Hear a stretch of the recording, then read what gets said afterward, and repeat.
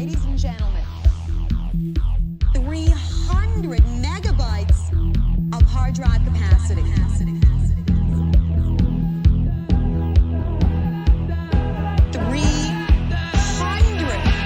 megabytes of storage capacity. That's right. 300 megabytes of hard drive capacity. Think about it. The value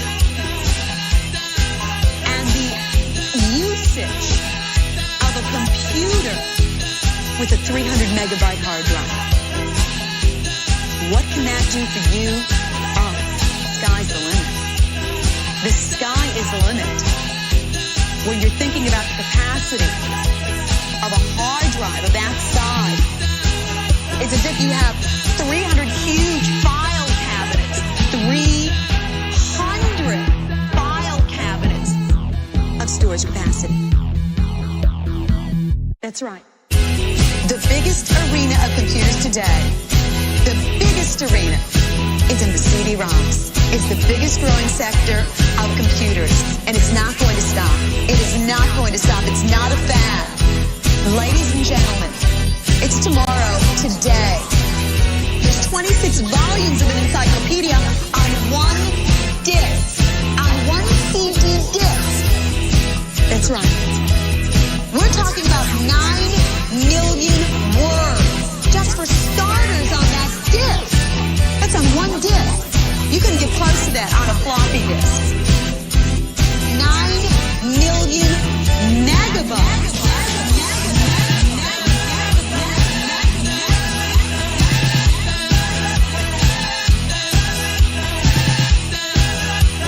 This comes with the CD-ROM built in.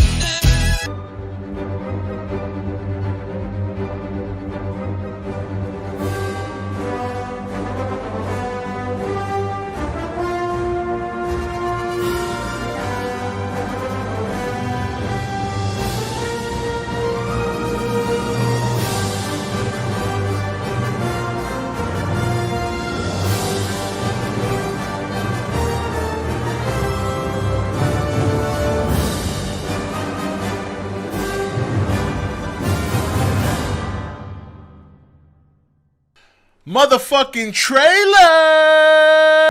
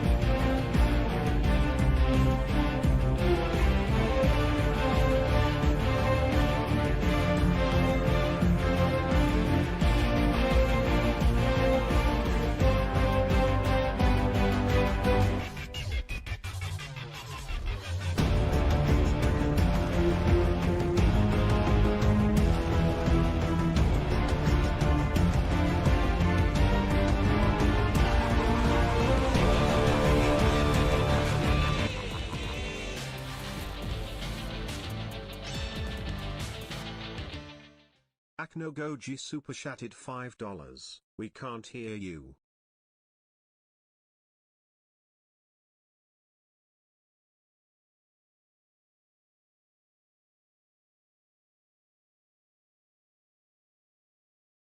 All right. Okay, how about now? Can you guys hear me in chat, please?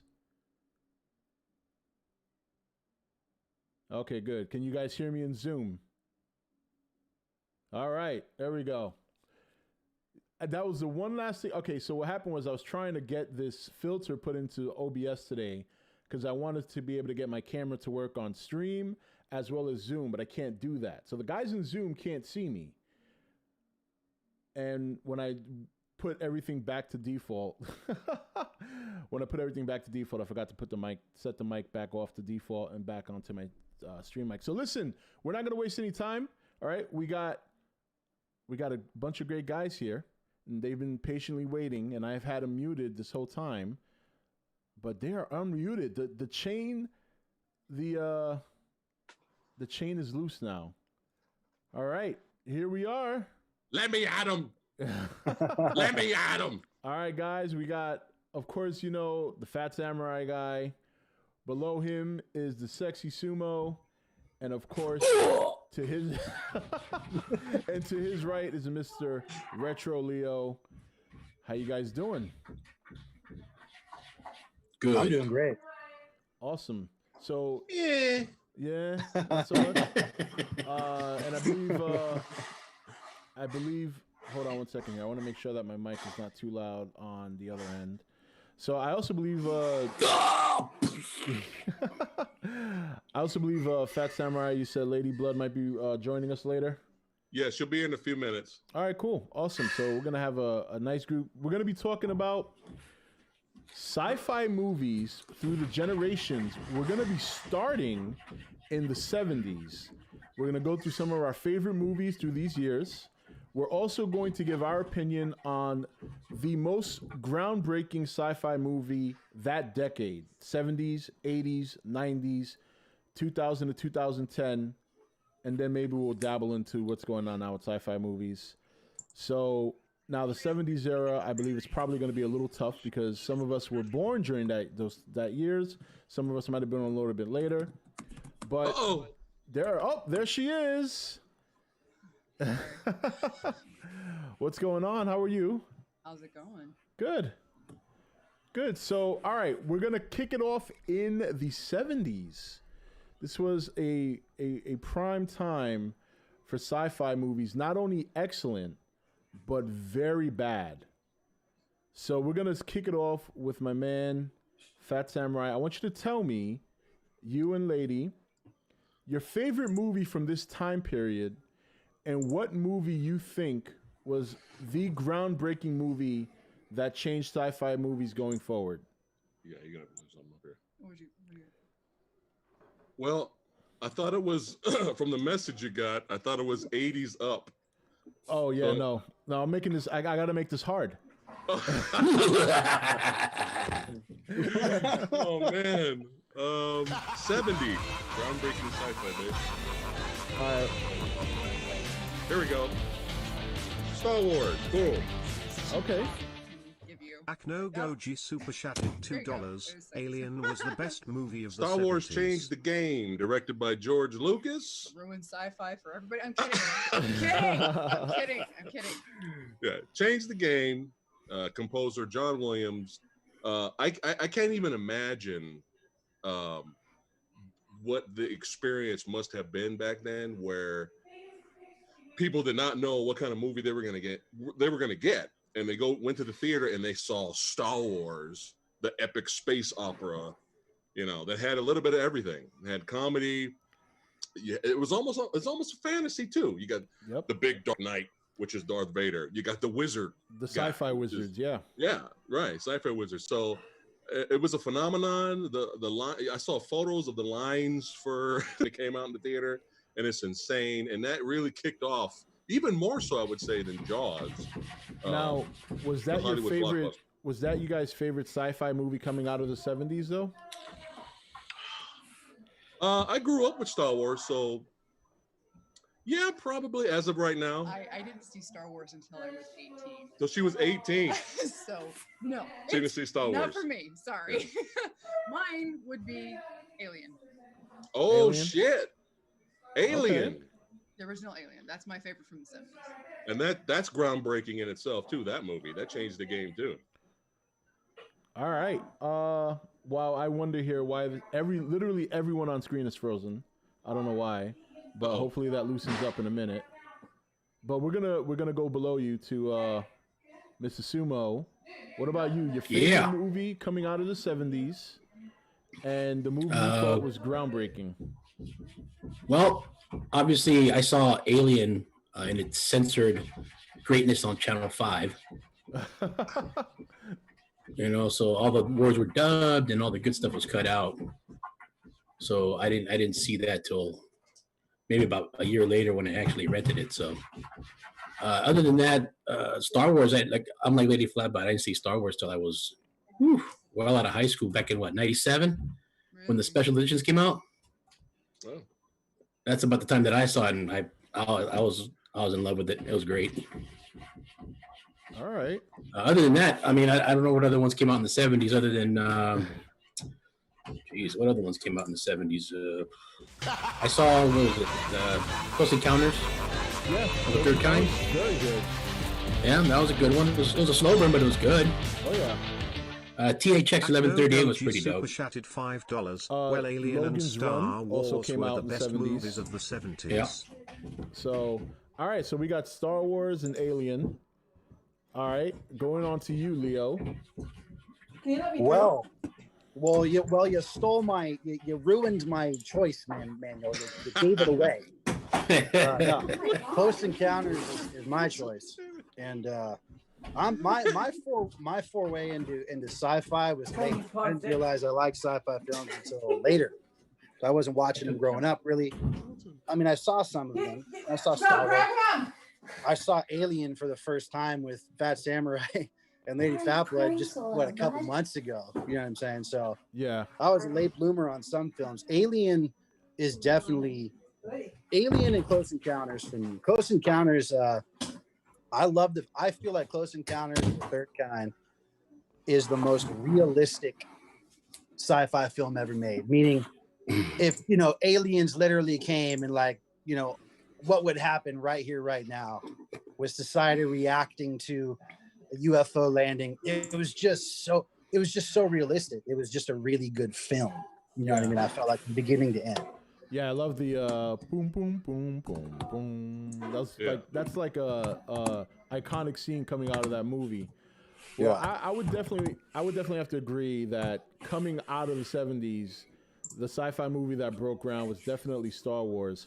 I think because of the cultural impact it's had all these years, even the special effects, what they did in that movie at that time, and for it to hold up to this day, is quite impressive. Yeah. It was so big that it makes you forget about movies like Close Encounters. But Close Encounters was also groundbreaking in its own respect in terms of presentation on how to do an alien invasion movie or an alien movie that doesn't scare the hell out of you like Alien. Most of the alien movies are, they come here, they're trying to kill us, or they're in space and we gotta have to deal with them.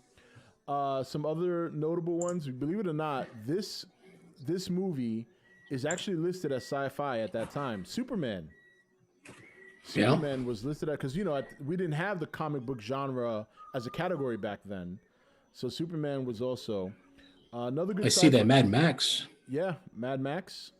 I know we skipped over the 60s, but Phat Samurai guy knows how much I love, 2001: A Space Odyssey, as far as being groundbreaking film. You know what I mean?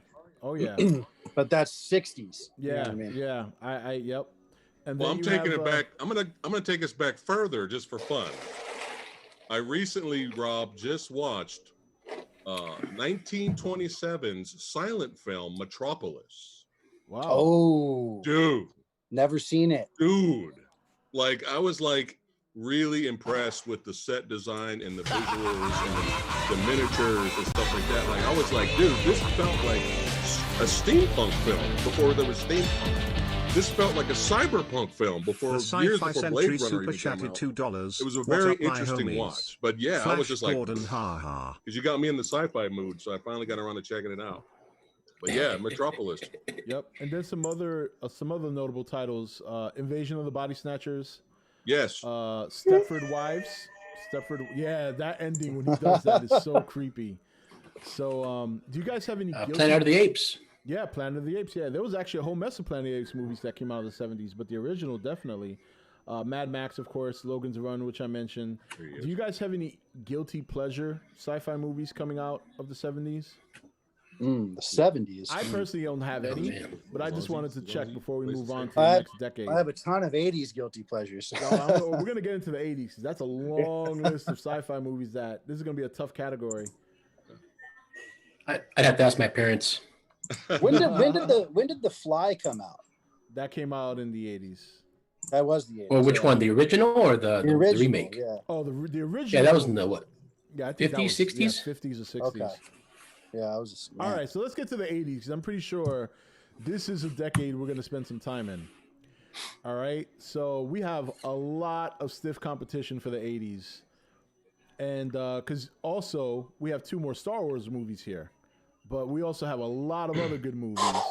So this time we're going to start with Leo. We're going to start with you.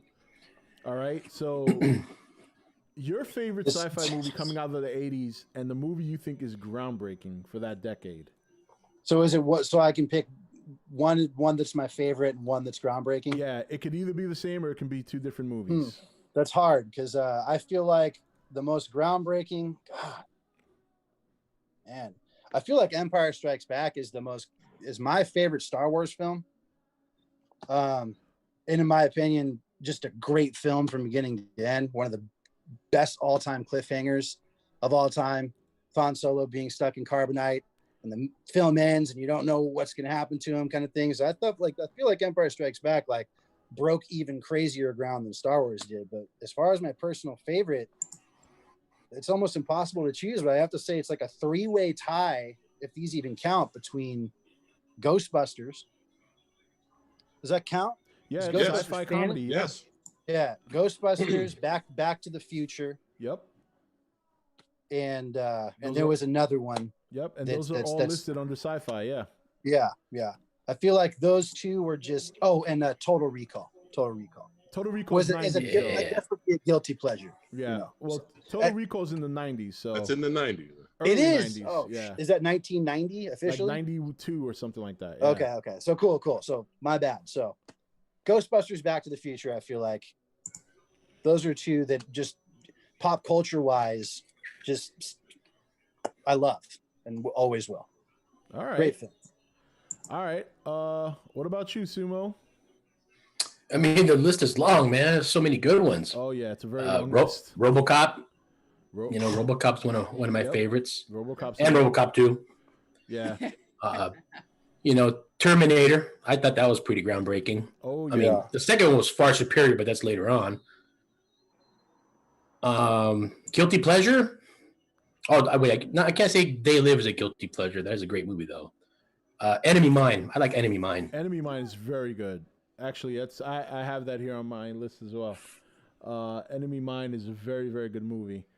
All right, Lady and Samurai, you're up. Go ahead. Thanks, hon. Thanks a lot. There you go. That's your top 5 right there. I could go with Aliens or the Terminator, being like the Terminator being pretty groundbreaking. Aliens obviously upping up the game in terms of just what you can do with storytelling, special effects, and all that.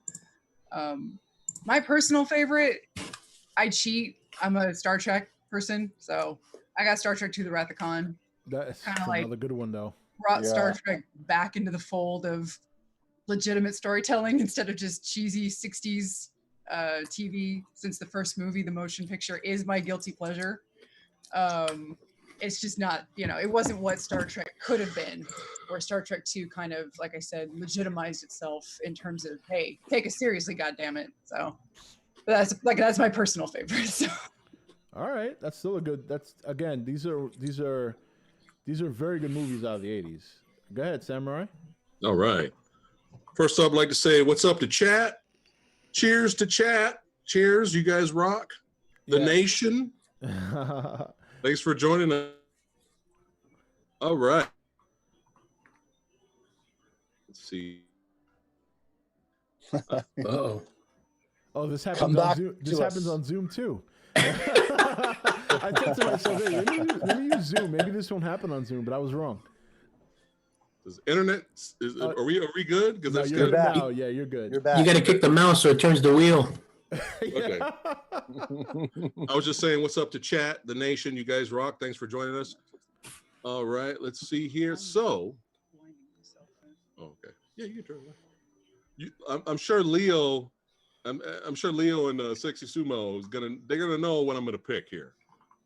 All right, I'm picking Predator. All right, Yeah. son. Yeah. Yes. You Yes. should let us guess. Now, is that your favorite movie, or is that the movie you think is groundbreaking? Both, damn it. Predator's the greatest movie of all time.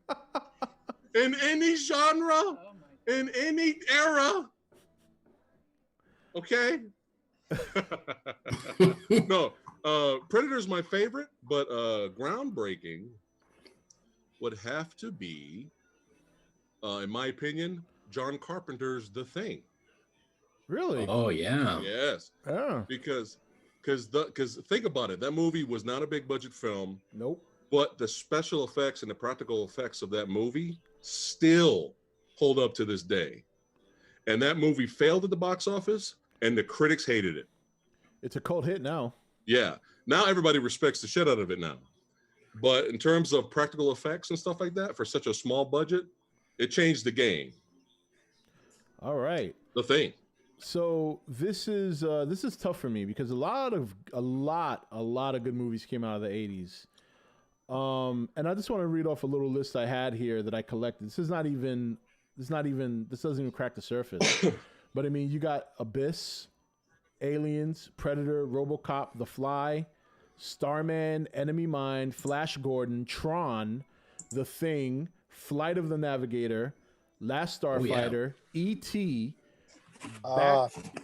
E.T., Back to the Future, Back to the Future 2, Terminator, Running Man, Empire Strikes Back, Return of the Jedi, Mad Max, Escape from New York, Superman 2, Blade Runner, Star Trek 2, Transformers the movie. I almost forgot. I wanted to say E.T. was going to be my groundbreaking choice for the 80s. I feel like E.T. was pretty massive. Spielberg. You know what I mean? There's a lot of okay, so I'm going to go with my guilty pleasure and my favorite first, and then groundbreaking is so tough for me. I would say my guilty pleasure is Flight of the Navigator. I love that movie as a kid. It's one of my favorites. Pee Wee Herman does the voice of the little robot, and I don't know what it is. When I got Disney Plus, that was the first movie I watched on Disney Plus was Flight of the Navigator. In terms of my favorite movie out of this era, oh my lord, I love a lot of these movies. I mean, I'm looking at this list and I'm like, but I gotta go with Leo. I think Empire Strikes Back is just, it's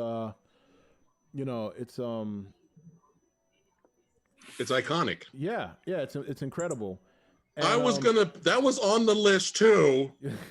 Okay, but I was nice. I was gracious. I decided to give it to someone else in the group chat. I would say Oh, what a I sweetheart. didn't want to steal it. I would say for me, the groundbreaking movie out of this era, which is very tough to pick because you can make an argument for half the movies on this list. I'm gonna have to go with Aliens. I'm gonna have to go with Aliens because Aliens, I kind of feel in my opinion, especially if you watch the extended edition, that first of all, it's one of the first successful, not the first, but one of the first movies that had a very successful leading lady in an action sci-fi genre blend in Sigourney Weaver, which just killed it. The special effects from that movie still hold to this day. Yes. It actually exceeded the first movie, which is very rare for a sequel. And it pretty much put one of the best directors in Hollywood right now on the map in James Cameron. And because, at this time, James Cameron wasn't as well known as, say, a Steven Spielberg, even a George Lucas. So for him to come out of nowhere, take a franchise that wasn't his, and go up against the likes of Spielberg, also George Lucas and those kinds of guys, I think says a lot. And then we see what James Cameron has done going forward. And I think there's a lot of movies that try to, in some ways, duplicate the Aliens movie. So that's going to be my pick. I think some people would argue E.T. Again, it's that alien grounded movie where this is what it would be like if aliens were in real life. But I gotta say, man, I just love Aliens. It's a movie that out of the 80s, I just keep coming back to watching over and over. I mean, I literally have it on my computer so I can pop it on at any time when I'm ready to watch it. So we have a 27 by 40 authentic movie theater size poster of Aliens over here, and above us is our Aliens and versus Predator shelf. So, but we love us some Aliens. That's a tough decade, man. That's a tough because even Tron, some would argue is groundbreaking. You know what I mean? And Last Starfighter. Last Starfighter is great. You know, because those were early CGI only. You know, for the ships and stuff like that, special effects. Yeah, people were still using models in the 80s. Yeah, and I feel like all the ships in Last Starfighter were all computer generated. That was early. What were we gonna say, Leo? I feel like all this talk, and we have forgotten the quintessential 80s sci-fi flick, Spaceballs. Oh yeah, of course. Yeah, I mean, if you want to talk about sci-fi comedy, I mean, Ghostbusters, Spaceballs. I mean, there's so many good movies that came out of the 80s. You know, look, like I said, Superman 2. That was considered sci-fi, and that is a fantastic movie. So it's tough, man. It's my favorite. One of my favorites. One of the ones that I was on my list was actually Akira, the animated. Akira, that was actually. Oh wow. That movie still to this day, the animation is just stunning.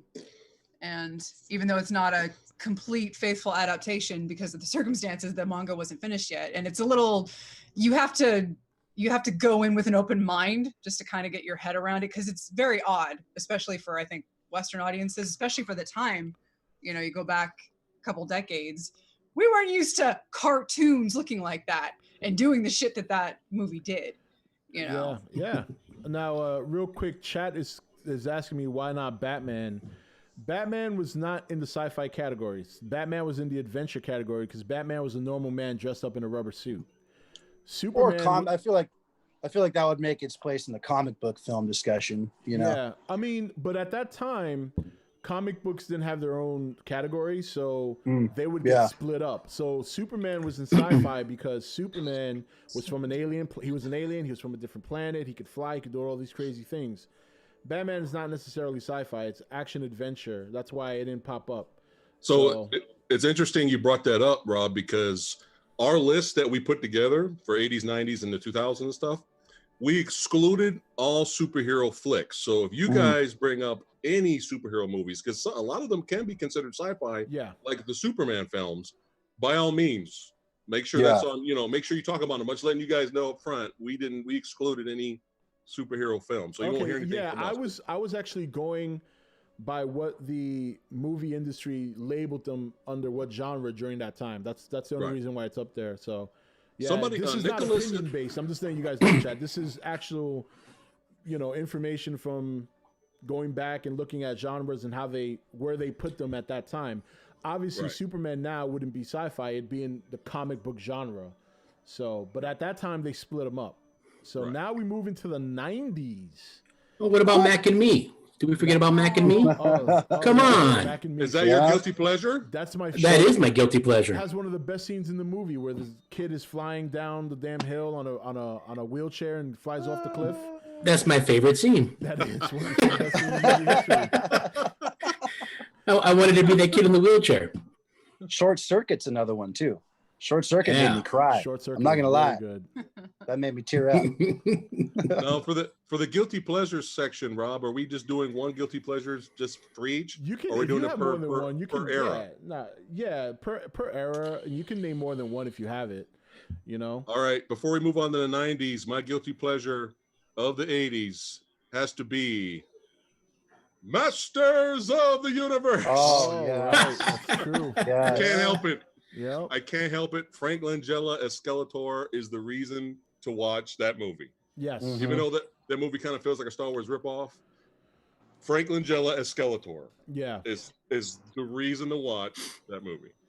Oh, definitely. And Dolph Lundgren in the 80s, if you can't get Arnold Schwarzenegger, Dolph Lundgren is the next best choice to play He-Man. Who else was going to play He-Man?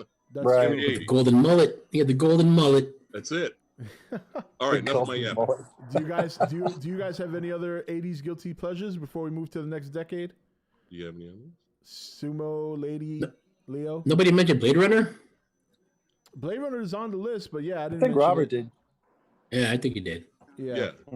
Definitely groundbreaking. The special effects in Blade Runner is insane. Yep. Insane. All 20 cuts. All 20 cuts of it.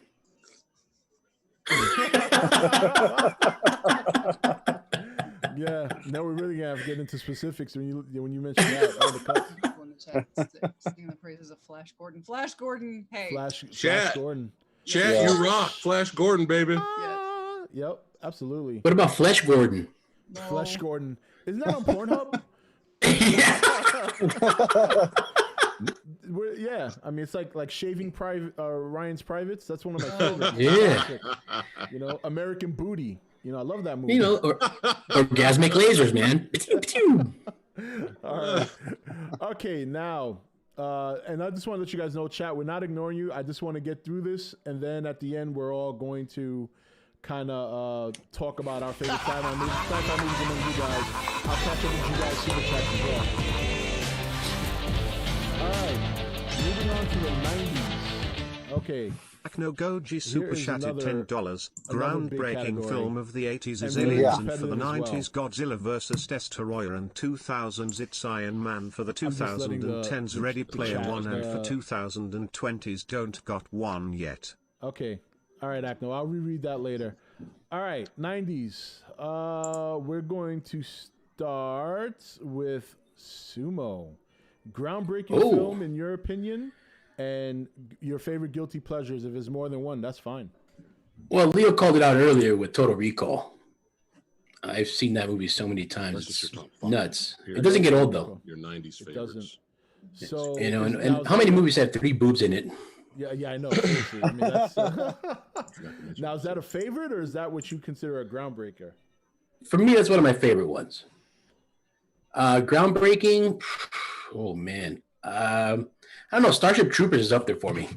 Oh man, Starship Troopers is great. God. Yeah, I love Starship Troopers. They Almost sucked forgot. his brains out. Almost forgot. I love Starship Troopers. Guilty pleasure. Oh man, You can have more than one. Wait, So more than one. yeah, Oof. Blake, man. Judge Good bug is a dead Blank bug. Man. Blank Man. Blank Man. I love Blank Man. Was it Judge Dredd? Oh, That you was pretty stole cool. mine. You stole mine, damn it. Oh no. Sorry. Hey, we can share it. Name too many. Meteor Man? Leonard Part 6. Oh, God. Leonard Part 6.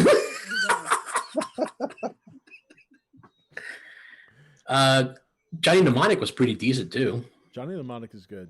That's a good guilty pleasure. Yeah. That's pretty much all I got. I mean, if we go sci-fi horror, Event Horizon was cool. Yeah, sci-fi horror counts. And then groundbreaking for technology was Lawnmower Man too. Lawnmower Man. Yeah, Lawnmower You Man. know, the whole virtual reality world was opening up on that one, along with Virtuosity too. Yeah. All right. All right. What about you, Leo? Let's see. So I think for guilty pleasure, it's well, we already know Total Recall is like definite guilty pleasure. I could watch Total Recall at any time. You know what I mean? But Galaxy Quest. Oh yes. Yeah. You stole Galaxy mine, Quest. Leo. Put it in a It's body real interesting. bag. Yeah. You know, the thing about Galaxy Quest is people, I don't know if you guys remember, but people legit didn't like that. Like maybe amongst the sci-fi, I just remember it not being well received and it becoming a cult classic later on. Yeah. It's That's what I such remember. a of that good film. movie. And it's so good. It is. And so that's a guilty pleasure. I think as far as my favorite and then groundbreaking. So my favorite is Terminator 2. Oh yeah, such a good Turn- movie. And I want to say I would say Terminator 2 is the most groundbreaking, but when I tell you my choice for groundbreaking, you'll go, oh, okay. Because Terminator in the early 90s was the most, in my opinion, most groundbreaking film at that time. I mean, like we're talking about when you were talking about, I think it was Manuel who said that the graphics in Aliens still hold up to this day. It's like same with Terminator 2. I mean, I feel like the graphics in that movie would just hold up forever. It was such a good film. Oh yeah. And but then as far as groundbreaking, I feel like The Matrix there you go. changed not only sci-fi films. I mean, The Matrix was groundbreaking for just everything. I mean, just movies in general, you know. The Matrix was so, I remember coming out of the movie theater, I was like 12 years old, dude, because I was like 1999. So I was like 13. And my mind is like blown. Like I'm trying to comprehend this film, you know. And I still to this day still try to think about it. I mean, it was just not just the graphics obviously are the, you know, you want to say are the reasons why it was groundbreaking, but I feel like the story and the work that the actors went in, like Keanu Reeves trained for like 8 months. Yeah. You know what I mean? And different techniques, and it was just crazy, man. Great film. Oh man. All right. Samurai and Lady, you guys are up. All right, go ahead, baby. Oh. Okay. Groundbreaking. Well, okay. Go back up to your favorites. Let me just go to my favorites really quick from the 90s, and then my groundbreaking is another obvious choice, I think. Go back to my list.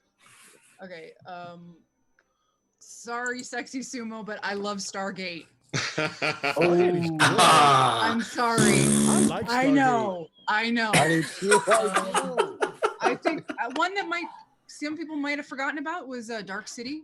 Oh yeah, I remember Dark City. Another one, I loved Starship Troopers also. Yes. Men in Black was another one that came out, and it was kind of swept the nation and the world. Hold on. Rob? Yo. Do you agree, fuck the Men in Black sequels, do you agree that Men in Black for the 90s was the Ghostbusters for the 80s? I do actually, yeah. I would, yeah, that's, okay. I mean, that's probably the perfect description of what Men in Black is, yeah. Yeah. It was a good movie. A wacky one, Sam Raimi's Darkman. Darkman. Oh, 1990, just under the gate, just under the wire there. What have I become? What have I become? Before his foray into official comic book films, that one was kind of a nice little prototype. I gotta go with another anime pick, Ghost in the Shell, 95. But the 12 Monkeys, that was another. Oh, that was 12 Monkeys is kind of mind warp. Like that is a good movie. Yeah. But for me, groundbreaking wise, Jurassic Park, 93. Jurassic Park. True. I mean, it's early, but the implementation of CGI and practical. I was gonna say that's one of the first movies to kind of.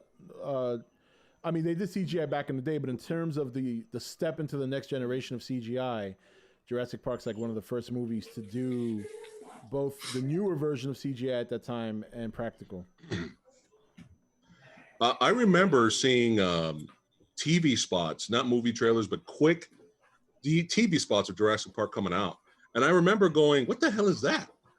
I remember it was like, it didn't show a lot, which was, pretty cool back then. But I just remember it kind of showed the T-Rex chasing the Jeep, but it was so quick and so fast, I wasn't really sure what I saw. And then the title came up, Jurassic Park, and I was like, what is that? And then we went to go see it, and I was not expecting the movie-going experience that I received with Jurassic Park. But yeah, we missed one, Rob. Yeah. We missed one. The Abyss. Yeah. The Abyss we mentioned, that came out in the 80s. I think he said that, yeah. Okay, I'm stupid. No, you're not. It's no.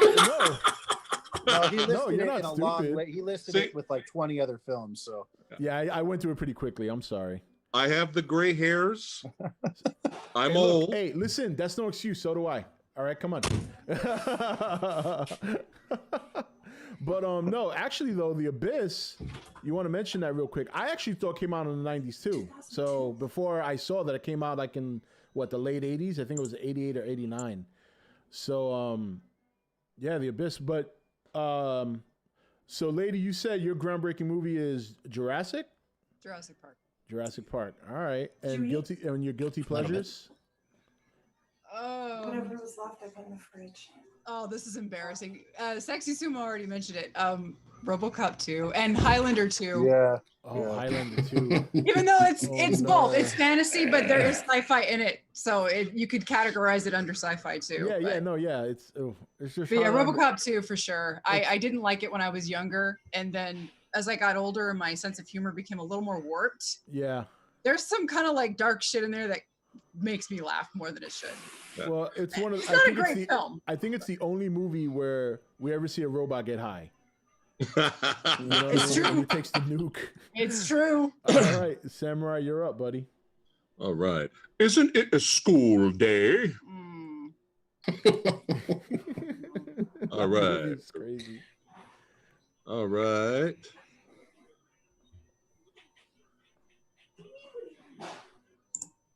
Okay, groundbreaking. Oh, Manny, I forgot one from the 80s, Manny. The Wraith. What?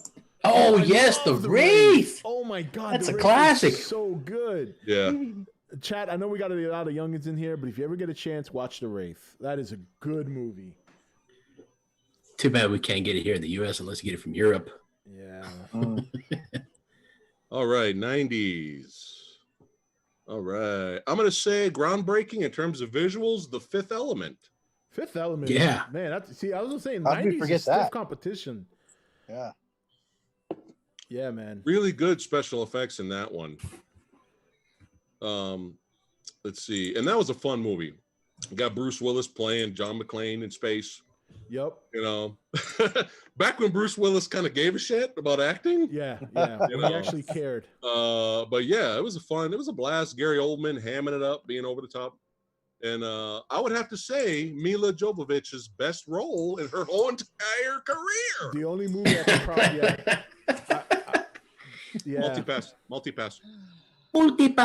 Multipass.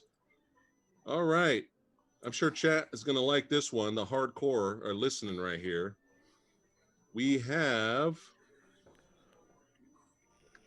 Nemesis. Oh, yeah. Nemesis. Now, Nemesis got like 2 other sequels in the 90s too. No. Jack Palance. Wait, No. The greatest actor on earth. No, there were no sequels for Nemesis. There were no sequels. He's in denial. It did not happen.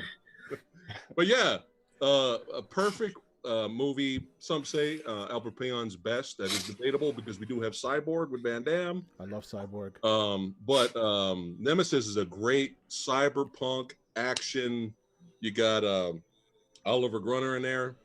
And I'm sorry if I messed up his name, but yeah, just, dude, for Underworld fans out there, do you remember the first movie where, what's her name? Kate Beckinsale? Yeah. Shoots around the floor. Yes. And then she falls down to the next floor. Mm-hmm. Well, that was stolen from Nemesis. There's a scene in Nemesis where Oliver shoots around himself, but he keeps shooting and he keeps going down to each floor. It's great. It's convincingly over the top fun. But not that many people know about Nemesis, but it's good. Good low budget cyberpunk action.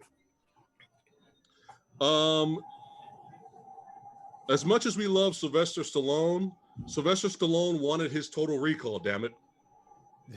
Sylvester Stallone wanted his Terminator, damn it. He wanted his sci-fi movie, and he got it. Yes, he did. With Demolition Man. He really grows That's right. on you, doesn't he? Right. Demolition Man is very good. I enjoy that. That's another good movie. It's funny because now there's more fans of it now than when it came out. Guilty pleasures. In terms of animation, you could throw in, I'm sure for her it would be Ghost in the Shell. Oh, she already said that because, again, I'm stupid. And for me, I'm going to throw in The Iron Giant. Oh, man, Iron Giant. And it is a sci-fi movie. That was a good one. Yeah. That's great. But that's a guilty pleasure that's actually a good movie, though. Yeah. Most My guilty pleasures- pleasure, because this is my guilty pleasure in the 90s, and then we can move on to 2000s. My guilty pleasure, I'm sure Manny's on my side here. Uh-oh, Manny looks... I come in peace. Oh, yeah. Dark Angel. All right. You go in I didn't see that pieces. one. And you go in pieces. Yeah. You got... Rob, you said you didn't see that one? No, I didn't see that one. Dark Angel. Yes, watch it. It's More homework. Okay. more homework. I come in. Cheesy. You got Dolph Lundgren being a badass, fighting. It's kind of a buddy cop movie too. Fighting against a drug dealer, an alien drug dealer. Rob. Yes. Oh, that's original. Who's just as big as Dolph. Huh. Yeah. It's fun. It's cheesy. It's a good time. I come in peace. Hey, wasn't Armageddon a big hit in the 90s? Yeah. It was 2000, right? No, it was 96 and 97. Oh, yeah. I'm surprised no one's mentioned Independence Day. Well, my turn hadn't come yet. Oh! Oh, crap. Robert was like, yes, I have one. I was like, yes, nobody said anything. I was gonna save that for y'all. I was sitting here in a corner like this, like my We've rubbing made my it this hands far. together.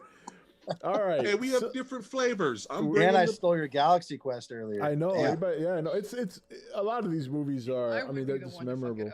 No, it's all right. It's all good. We're all bringing different flavors. I'm bringing the low budget hardcore Nemesis. I come in peace. You go in pieces. Oh yeah. And now you're going to bring us the memorable stuff. Go for it. So wait, what's your groundbreaking movie though? What was your I thought I said groundbreaker? that. I didn't say that already. You said Fifth Element. Oh, Fifth Element. Yes, you did. Okay, my bad. See, you're not the only one that's stupid. See, me too. Or no, I'm not stupid. I'm just not listening probably. But all right, my movies. All right, my guilty pleasure, and this is not actually a bad movie, but some people consider it a bad movie, but I know you guys won't. Time Cop. That's I love Time Cop. And I think it's one of Van Damme's best movies, in my opinion. So it's fun. I love Time Cop. Does he wear black silk underwears in that one? Huh? Does he wear black silk underwears? Black silk underwear.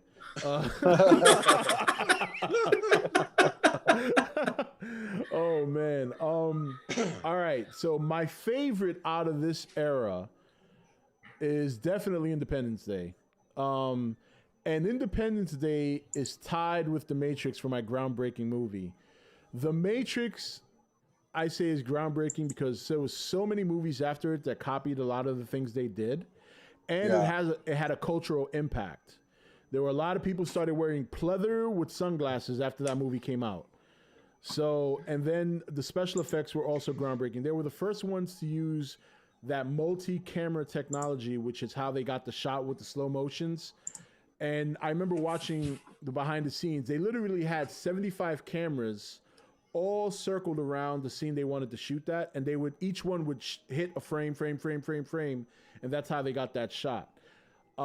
Independence Day, because of the scale, it was one of the first movies we have seen where, I mean, you're talking about these large alien city-sized spaceships, massive battles going on in the sky, cities being destroyed. The sheer scale of that movie, I don't think and as far as I know, hadn't been done before that. Close Encounters on steroids. Yeah, it's basically close on steroids. I mean, that's like crack cocaine. It's like it's just insane. But there's so many good movies because, like Lady mentioned, Jurassic Park. You could argue that is groundbreaking because of the use of practical effects as well as CGI. Another movie that's a guilty pleasure of mine. I like this movie. I've met people who either love it or don't like it at all. But The Cube, which is also like a sci-fi horror. You say Cube? The Cube. Yeah. Oh yeah, that's a great movie. Yeah, The Cube is really, really good. Are the sequels worth Lutz watching? you tipped $1. Can't forget Predator. I actually did watch the sequels. They weren't that bad. The third kind. Because if you watch the third one, it's a prequel actually, and it kind of goes back to show you how the first guy got in the one that's mentally disabled on the first one. It kind of shows you how he got there. Oh, okay. So it's pretty cool. Yeah, I never watched the sequels, but I remember watching the original. I thought it was very good. And then a couple of honorable mentions I want to say here because these movies are great. We all love it. I think we all love it. Not only chat, but I'm pretty sure you guys love this movie. But Waterworld? No. But when you're up against stiff competition like this list, I think we all love Tremors. Oh yeah. Oh yeah. We all love Tremors. I mean, Tremors is so Yeah. good. And then we have to give an honorable mention to, even though it wasn't a great movie, it was very good special effects and it continued the culture. But Star Wars Episode 1, The Phantom Menace, which also came out the same year as The Matrix. So 90s is stiff competition. You almost want to say Will Smith between Men in Black and Independence Day is kind of the king of the 90s for sci-fi. You know what's crazy is he passed up on The Matrix. He did. Yeah. So could you imagine? I mean, if he had taken that role too, I mean, quintessentially would have been sci-fi king of the 90s between those three films. Yeah, I mean, he that's when he broke out during that decade. You know, with those Yep. two movies alone, he broke out. So now we're gonna shift over into 2000 to 2010. Now, what I'm gonna do here is, because we had the superhero controversy, Spider-Man is listed as sci-fi, but we're gonna take it out because Okay. I think by now the comic book movie industry has started growing towards the later part of the 2000s, and I think everybody looks at that now as a superhero movie more so than a sci-fi movie. But yeah, let's Hey, that could be another chat. Superhero flicks. yeah, Yeah. definitely. I'm down. Yeah, through the decades, we'd have to. I mean, they were so bad before we got to the 2000s. Let's do it though next Remember time. Captain America in the 90s? Oh man. Oh, I haven't. All right, we're gonna kick it off. We're gonna kick this one off with. All right, Samurai. We're gonna start with you.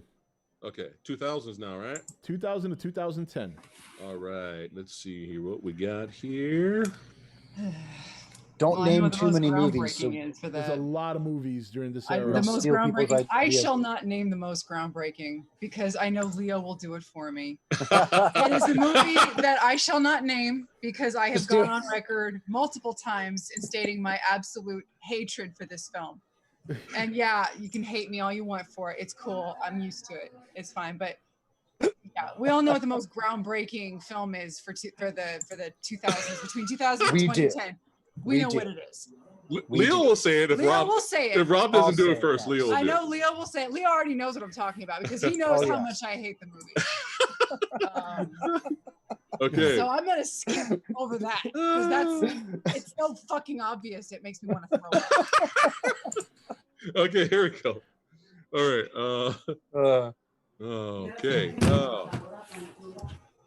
I don't have that many for 2000s. I have. Let me see here. What do we got?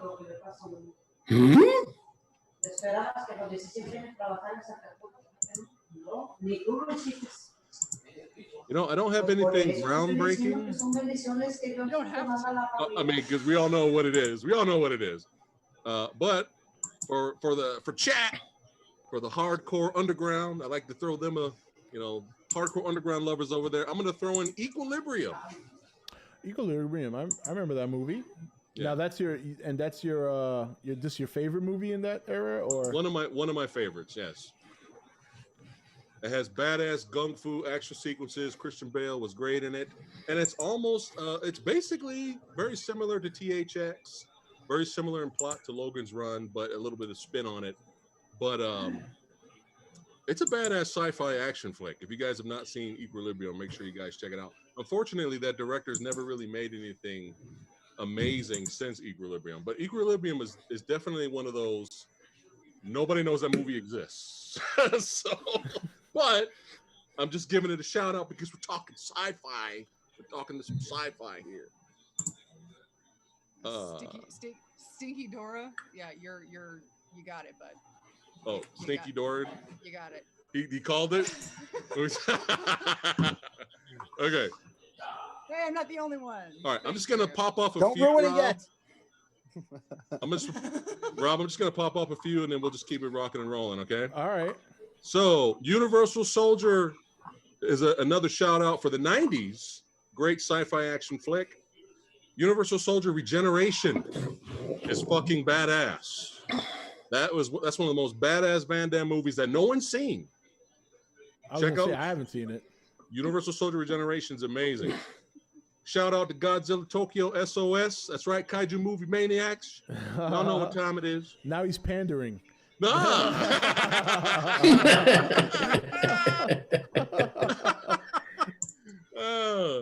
And here's one that not many people know about. Pandorum. Oh, I do know that one. That one is good. Thank you. Oh my God, that is insane, that movie. Pandorum, chat. Check it out. It's got a little bit of shades of Alien. It's got a little bit of action martial arts in there, but it's strictly mostly sci-fi. It's a little mind bendy at the end, a little twisty, but it's definitely one of those movies where when you're done watching it, you're going to be going, how come no one's talking about this fucking movie? That's a crazy movie. Pandorum. Okay. All right. You're up, lady. Or unless you or Samurai still going, or no. I'm going to her list. This one's kind of old and it's right at that borderline. 2000s Pitch Black. Oh yeah, Vin Diesel. I know the special effects do not even remotely hold up, but for that, to be fair, the special effects didn't look that great when it came out. So, right. But it wasn't about the special effects. It was about Riddick. I hate to say it. Yeah. But he was the standout feature of that movie. Korean film, The Host. Oh yes. Oh, that was good. The Korean, that's really good. The real one, not the bullshit romance, whatever the hell that was. The creature feature movie. Yeah. That's from the Parasite director, right? I'm sorry, I'm gonna pander. Godzilla GMK. Oh, that's a good pick. I love that movie. I'm ashamed to say it. I hated it when it first came out because it was my early foray into new Godzilla. Like when we first started watching Heisei and Millennium, we went completely out of order. And I think we went in the order however Sony was releasing them. I have no idea. And when I first saw it, I didn't realize how often Godzilla like reinvented the story and just retold and just said, no, the last movie didn't happen. We're going to do our own thing. And that movie did its own fucking thing, like with a bullet. And I didn't like it at first. And then when I eventually rewatched it after being more, knowledgeable of the Godzilla franchise, I was like, oh my God, this movie is fucking great. Groundbreaking. I think my favorite though, probably I would have to say is District 9. Oh, District 9 is really take mine. What? I did it again. I'm sorry. I just watched that on 4K today. By the way. Beautiful picture. Oh, so man. good. That's good. All right, take it away, Sumo. The list is long on this one, man. It's like so many. Oh, there's a lot. The Pitch Black, obviously, I enjoyed that one. Not one of my favorites, and then Vin Diesel did Fast and the Furious, and because I hate the Fast and the Furious. But is Slither considered sci-fi? Yeah. Sci-fi horror. Yeah. Yeah, I love Slither. That was great. That's one of my favorites. Artificial Intelligence. That's one of the ones I enjoy as well. Yeah, AI was good. A little too long. It's a long, sappy story, but I got a big soft heart. I like it. And then Cloverfield. I think they took the whole, what do they call that? The camera perspective into like a whole nother level. Like found footage. There you go. The camera footage. They stepped it up on that one. That was good. I agree with that. Yeah, you took one of mine. Thank you. Sorry. Sorry. Put him in a body bag. Yeah. What about Eight-Legged Freaks? Which one? That's fun. Yeah, that's one of my guilty pleasures. I enjoy that one. That's a good guilty pleasure. And that's pretty much all I got. Children of Men also was a good one too. I don't know if anybody saw Children of Men. No, I didn't see that one. With oh my gosh, what's his face name? The British guy, Clive Owen, and I believe the guy that played Alfred on the Dark Knight trilogy. What is his name? Michael Caine. Michael Caine. He was in that. Had to do with the whole people not having babies and like the most youngest human born out of actual human was like a 21-year-old, but then that person died, and then they try to save they find like the first pregnant lady in ages, and it's really good. All right, that's pretty much all I got on that one. There you go. All right, Leo, take it away. All right. I have a couple guilty pleasures. One is Legion. I don't know. Some people hate the movie. I don't know why I like the movie so much. I like that. It's a good guilty pleasure. Dig that film. I like Legion. And I don't know if that counts as a sci-fi film or if it's a horror film, sci-fi crossover. But it's like sci-fi horror action almost. Yeah. Yeah. And I do have a shout out for the 90s, The Mummy with Brendan Fraser. I forgot about, but that might be action adventure. I don't know if that's sci-fi. But I think my favorites for the 2000s would have to be, well, obviously we already know District 9 is one. That movie is, I think the story, that's just a great movie from beginning to end. But I also I don't know how some people feel about this film. It's kind of a half and halfer, but I like iRobot. Oh, I love iRobot. It's fun. Yeah. Feel like Will Smith once again proved he could fucking do it in sci-fi flicks, you know. I'm waiting for him to do it again. You know, he tried to do it with After Earth and it just bombed. Yeah. I'm just waiting for him to come out with another great sci-fi flick because I think iRobot was like his last good one. That was like 2006. Did anybody see Gemini Man? No. Oh, I did not see that. No. I'm just throwing that out there because it's sci-fi in a way. So okay. Yeah. But yeah, I'd say iRobot, you know what I mean, is one of those, and obviously District 9. Those are my top two. What about I Am Legend? I'm Legend, yeah, that's like sci-fi thriller, yeah. You know, yeah, like I like really that good. film too. A lot of people like mixed reviews on that one. I like it's a good movie. It's just the Yeah. CGI for the creatures are bad. Right. Yeah. And it's a book adaptation, so you couldn't make everyone happy, you know. But yeah. Shout out to The Last Man on Earth. That's right, Vincent Price. Sorry, I know we're going backwards. I do have one, by the way, that is a guilty pleasure that, again, a lot of people don't like, but I don't hate. And that is Terminator 3. Oh, yeah. Yeah. I don't. It has its moments. I don't hate the movie. I think, what's the guy's name that played John Connor in that movie? I just thought it was Nick Stahl? Yeah, Nick Stahl. I thought he did a good job. I liked how it ended. I thought it was a real nice ambiguous ending where they ended up in the bomb shelter and they're like, oh, you were never meant to stop it anyway. Haha, sucks for you. And this is how you're going to become the leader of the free world, is by like surviving the Holocaust, you know, or a lot of people think they should have just stopped at 3. Or they say 3 is the best of the sequels, prequel, reboot bullshit. Yeah. That's debatable though. Yeah. It's just a movie that I feel like wasn't well received in the beginning, but if you watch it now with all the bullshit they've come out with since, you're like, oh, this actually is not a bad film. Talk to the hand.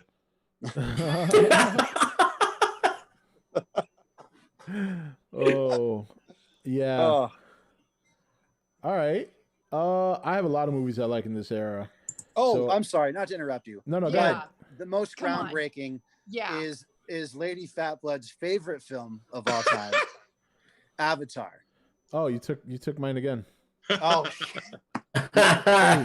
listen, it was too obvious though. As much as I hate it, I can't. She hates take away what it did. Yeah, I can't deny what it did visually. Among this decade, it does stand out because while there's a lot of good sci-fi movies in this decade, that one just kind of.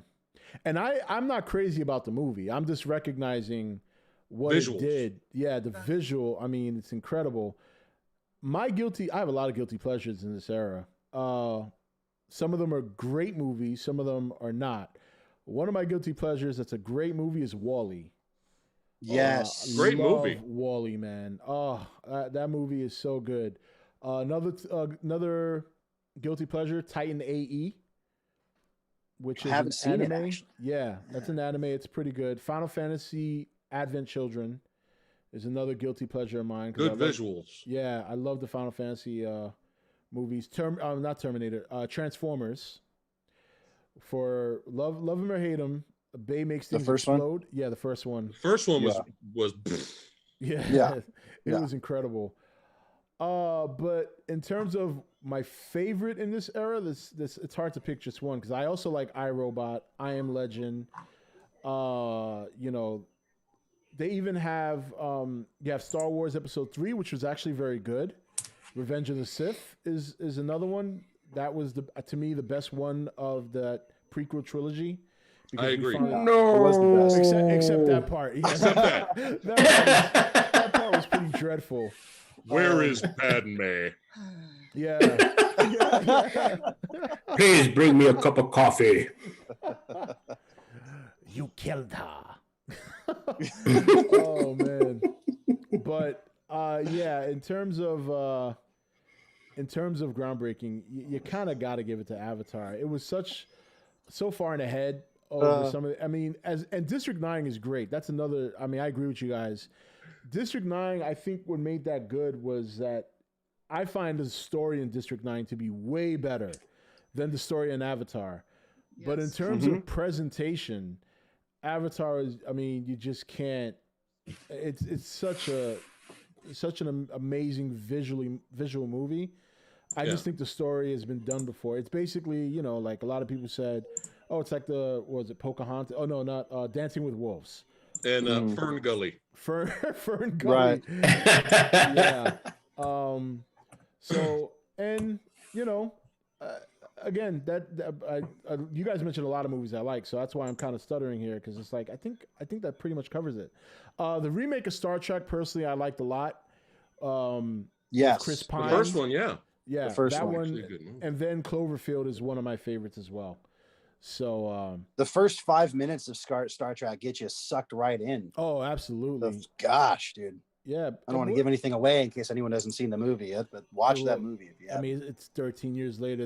I mean, not 13, like 9 years later. They better get with it. They better know by now. They better know by now. So, other notable movies that came out 28 days later, or 28 weeks later, 28 days later, both came out during this era. Yeah. So that's a good. They have it under Sci-Fi. I consider that more horror. Yeah. But Unbreakable for M. Night Shyamalan fans. is really Shimmalama good. ding dong. Yeah. Shyamalamalam. Yeah. A movie ahead of its time. Yeah. It kind of was. But We're not going to talk about Glass. And there's We're not going to talk about Glass. I had to look this up real quick because I wanted to make sure it was in this era, because this is a movie I love. Minority Report. It was really, really Good. Minority Report. So, You know, there was one I think that came out because I think I was going to save it for 2010s and beyond if we were going to do one, but there was one that's kind of a guilty pleasure with Hayden Christensen called Jumper. Yes, Jumper. Right? I good. heard that was good. It was pretty cool. Very underrated movie. Jumper is so good. So yeah, I'm with you on that one. And he didn't have a lot of movies. He had another one where he was like asleep at the surgery table, but he could feel everything. Forgot what that one was called, but that one was good too. Yeah. Awake?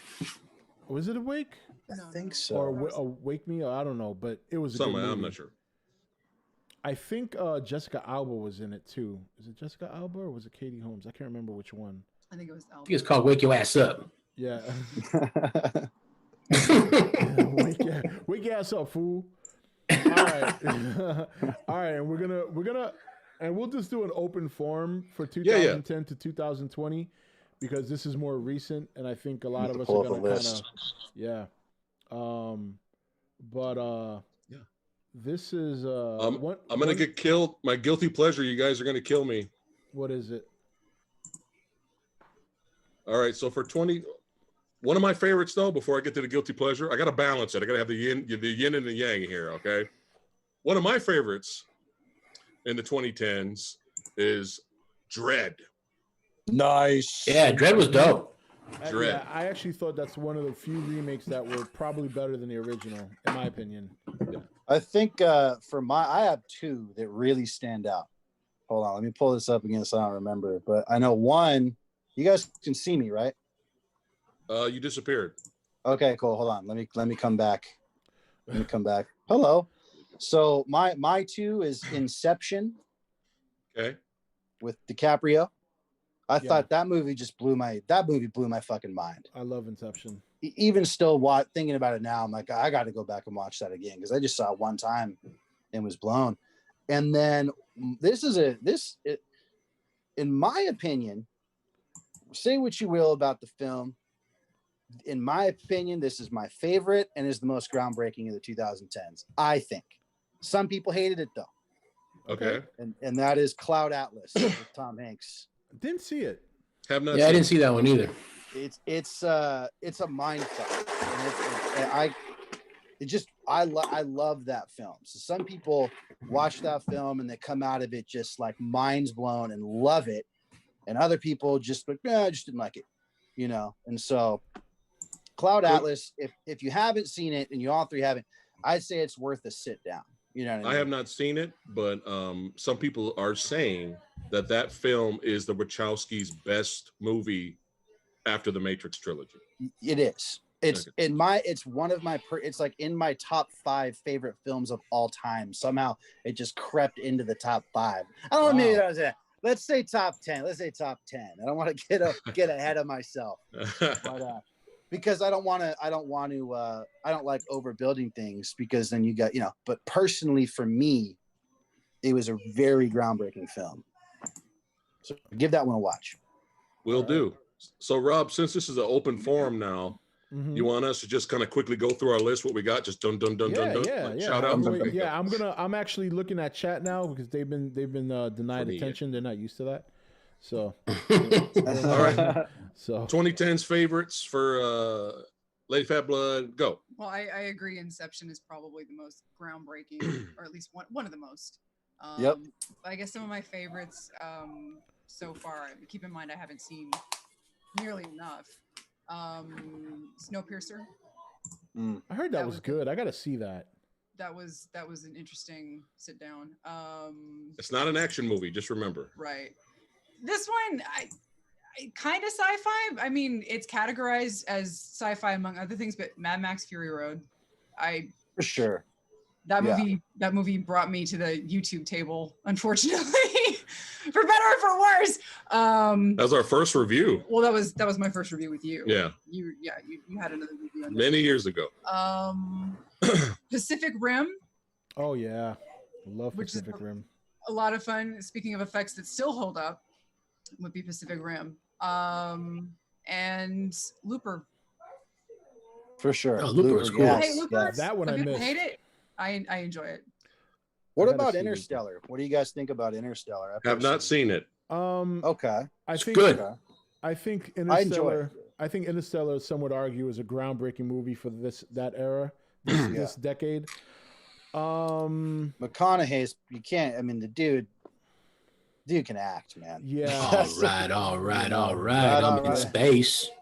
But I'll tell you a film that I feel is overrated, quite possibly the most overrated sci-fi film of the 2010s, is The Martian. Oh, haven't seen it. I haven't seen that either. I watched because everyone said it was so good, and I watched it, and I was just like, you know, like meh. It's like meh. Did you see the extended cut of that one, or just the regular one? I think I saw the regular one. Okay, I heard there was an extended cut. I didn't check it out. Is there? Okay. Rob, I have not seen this one. I'm assuming this might be on the groundbreaking list, but I haven't seen it. So, Rob and you guys, let me know. Should I check out Gravity? Yes, I thought Gravity was really good. It's good. Okay. Well, you could argue for groundbreaking. The way they visuals. Visuals. It's not only just visuals, but audio, because the way they present being in space in this movie is probably the most realistic in any movie that's ever been made in space. Besides Space Odyssey, because believe it or not, Space Odyssey did that same thing where there was like no sound. Yeah, but I mean, when she's out there dealing with the shit that's going down, and you see things happening, but you don't hear it, like the effect that has on you, you'd be surprised how effective that is. That you're like, holy shit! But meanwhile, you don't hear anything. It's amazing the way that movie was filmed. Yeah, I love Gravity a great deal.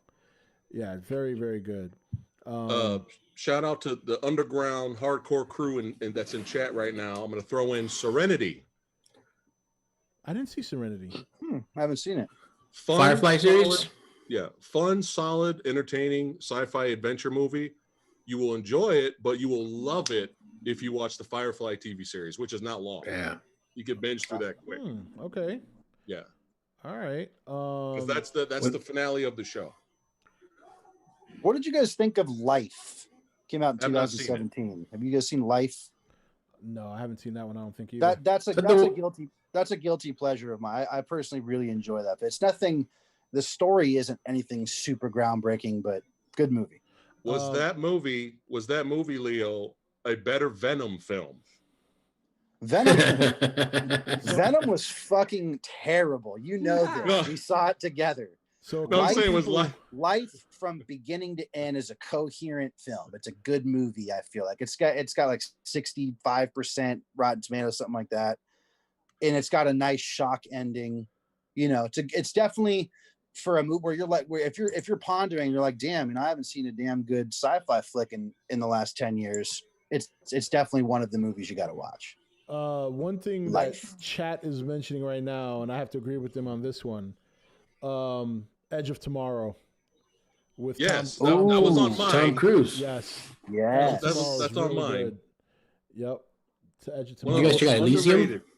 Underrated sci-fi. I did see Elysium. Edge of Tomorrow. Elysium's good. Yeah. I have not seen Chappie. It's got mixed reviews. Should I check Chappie out, you guys? It's worth watching once. I haven't seen it. Chappie is in like the universe of something, right? District 9 universe, or what is it? Yeah, District 9. Okay. Here's a big one right here. I'm just gonna throw these out really quick. Chronicle. Did I see? Have you guys seen Chronicle? I haven't. What? Not. Yes, of course. Dude. It took me a minute. I'm like, yeah, wait. Yeah, that's the one with Chronicle, that's one of bro. Michael B. Jordan's first movies. Yes. But yeah, Chronicle is really good. Maybe Dane DeHaan's best film in his entire career. Yeah. Chronicle, bro. Check that out. Chronicle's great. Manny, I'm stealing yours. I know you got it. Rogue One, a Star Wars story. Oh, That was dope. Good. Love it. It's the The best Disney Star Wars film. Sorry, fight me. Hey, what about Upgrade? Oh, hands down. Oh, you stole mine, Manny. Upgrade. Hey, how about Godzilla 2014? Sure. Yeah, they were like, sure. I just want. I'm pandering now. Rob. Yeah. Mr. Leo just recently watched that for the first time. Oh, Thoughts? Uh-oh. Wait, This is I the one got with my this- mouse on that exit button. That shit better be good, Leo. This is the one with Cranston, right? What we're talking about. Bryan Cranston, yeah. I feel like I have two qualms with the film. One, Cranston unceremoniously died too That's quickly. true. Agreed. I agree. Yeah. I was like, how does he die? I remember watching it and going, oh, it's Cranston, so he's probably gonna come. Like they're gonna find a way. He didn't really die or some bullshit, and he was just dead. I was like, wow, that's It was the blue surprising. meth. The blue meth killed him. And I just felt like it ended too quickly. Like, I don't know, Godzilla grabs him, he's like, ah, and then he's dead, and the movie's over, and then he leaves. And I think the movie was really good. But I to be honest with you, I'm not a big Godzilla guy. I can't say I've seen a ton of Godzilla films. Rob, I haven't Rob, seen the hit Broderick the exit button. Settle down. Yeah. So don't kill me. But I personally haven't. I don't have a lot of Godzilla films, I guess, to compare it to say Right. like, God, these ones sucked. This one was fucking good. So let me get this straight. So he hasn't seen a lot of Godzilla films, and he's lukewarm on 2014. Put him in a body bag.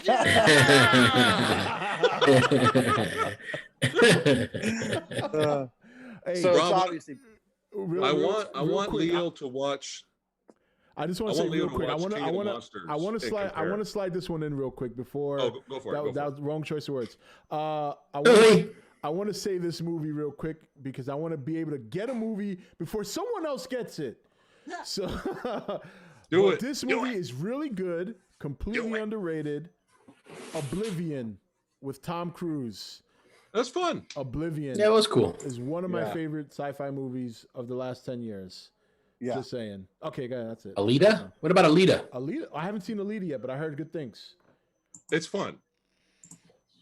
Chat, I wish it Chat was- is saying is that Leo's cut off. I know, guys. I got to earn my cool card back. The truth is, I'm a late bloomer with a lot of films. Samurai Guy knows this. A lot of like good fucking movies randomly just like haven't seen. Yeah, I just showed him movies. Predator. I just showed him Predator for the first time. You didn't have to tell him that. Oh my God, Leo, you're losing a lot of points right now. These films, bro. Oh my! You should have shown him The Predator. I wasn't watching Predator and Commando. She's showing me like Titanic and like Now and Then with Rosie O'Donnell and like shit like that. Like those are movies. Chad is saying shit on you. Take his card right now. Rosie O'Donnell. He's trying. Cosner's girlfriend Better late than never. $3.33. Cosner puts me in a body bag constantly after we have our nightly strangling. Did we lose you, Samurai? You still here? Yeah, he's still here. Somebody just in chat did a donation saying Cosner puts me in a. Cosner is he's one of our chatters that we assume likes to choke his girlfriend, and it's a long story. But anyway, his girlfriend just tipped and said that Cosner tries to put me in a body bag every night when he chokes me. Damn, it's an inside joke. I know it sounds morbid, but that's chat. Have you seen Upgrade, Rob? Upgrade? Oh, is that the movie where I have not seen it, but I know what movie you're talking about, and I need to see it. It is a very under the radar. Not that many people know about it, but it's badass. Badass. Now, what about the Crow? Where does the Crow fall in line in films? It's definitely not sci-fi. It didn't come under. It didn't come under a sci-fi, but I love that movie. I mean, just saying. Yeah. In general, I love The Crow. All right. Did everyone go through their guilty pleasures for the 2010s and up? Did everyone say theirs yet? Mine's are gonna come in and out because I'm trying to go off memory. Because I'm gonna say mine now, and it's gonna be terrible. I'm gonna get more flack than you, Leo, for Godzilla. The Predator. Here we go. You ready? You love The Predator. The Predator. Get out of here. Dark Phoenix. You love Dark Phoenix. Don't say Rise of Skywalker, Preston. It is Solo. No, I'm kidding. No, this actually might be worse than Solo. So when it came out, this movie was a huge bomb. It was a financial failure. It was critics hated it. By the time I got around to seeing it, I had 0 to none expectations. I was sitting around like, all right, let me watch this piece of shit. And by the end of it, if you're thinking Flash Gordon era, which that character was made, if you're thinking Serial, back in the old Serial sci-fi adventures, that's kind of what they were going for. And I kind of went in with that mindset. At the end of it, I thought it was fun. John Carter. Ouch. What? I haven't seen it, but all right, really? Leo, you're saved. Exit button on camera right now. John Carter. I got it with Tyler. Why did the movie fail? I mean, the marketing that went into it was so phenomenal. Why did the movie exist in the first place? Well, it's because it was a book based off of back in the old days. Yeah, John Carter, the novels helped influence George Lucas's Star Wars. You had John Carter, you had Flash Gordon, you had Valerian. Was it Valerian? There were several books and novels and characters that were made back in the day that influenced Star Wars. Oh. So the problem was when John Carter, the movie came out, when you watch John Carter, there's nothing new. Right. That's what hurts John Carter. You've seen this before. Okay. But I took myself back in the day. Did you astral project? Because we have someone in the chat that does that. Acno goes. There you go, Leo. I took your heat, bud. Thank God. Whoa. Yeah, that's some serious heat you took right there, boy. John Carter. Jeez. Oh man. Wow, I don't even know how to follow that up. Threatened to torture me with it, by the way. So Jupiter Ascending. Jupiter Ascending. Jupiter Ascending. Oh. I didn't see it, but I've heard it's pretty bad. Now I feel like because you said John Carter, now I can mention my true 90s guilty pleasure of Wild Wild West. Whoa. Damn, you just trying to take that heat back. It's Will Smith. I can't help it. Will Smith. It's like I can watch it because Will Smith's in the film. Wow. Yikes. I've taken your heat right back. Thank you. Oh my Lord. That's why we're friends. Gotcha. man. Gotcha. I'm looking at other movies that That one was I, bad.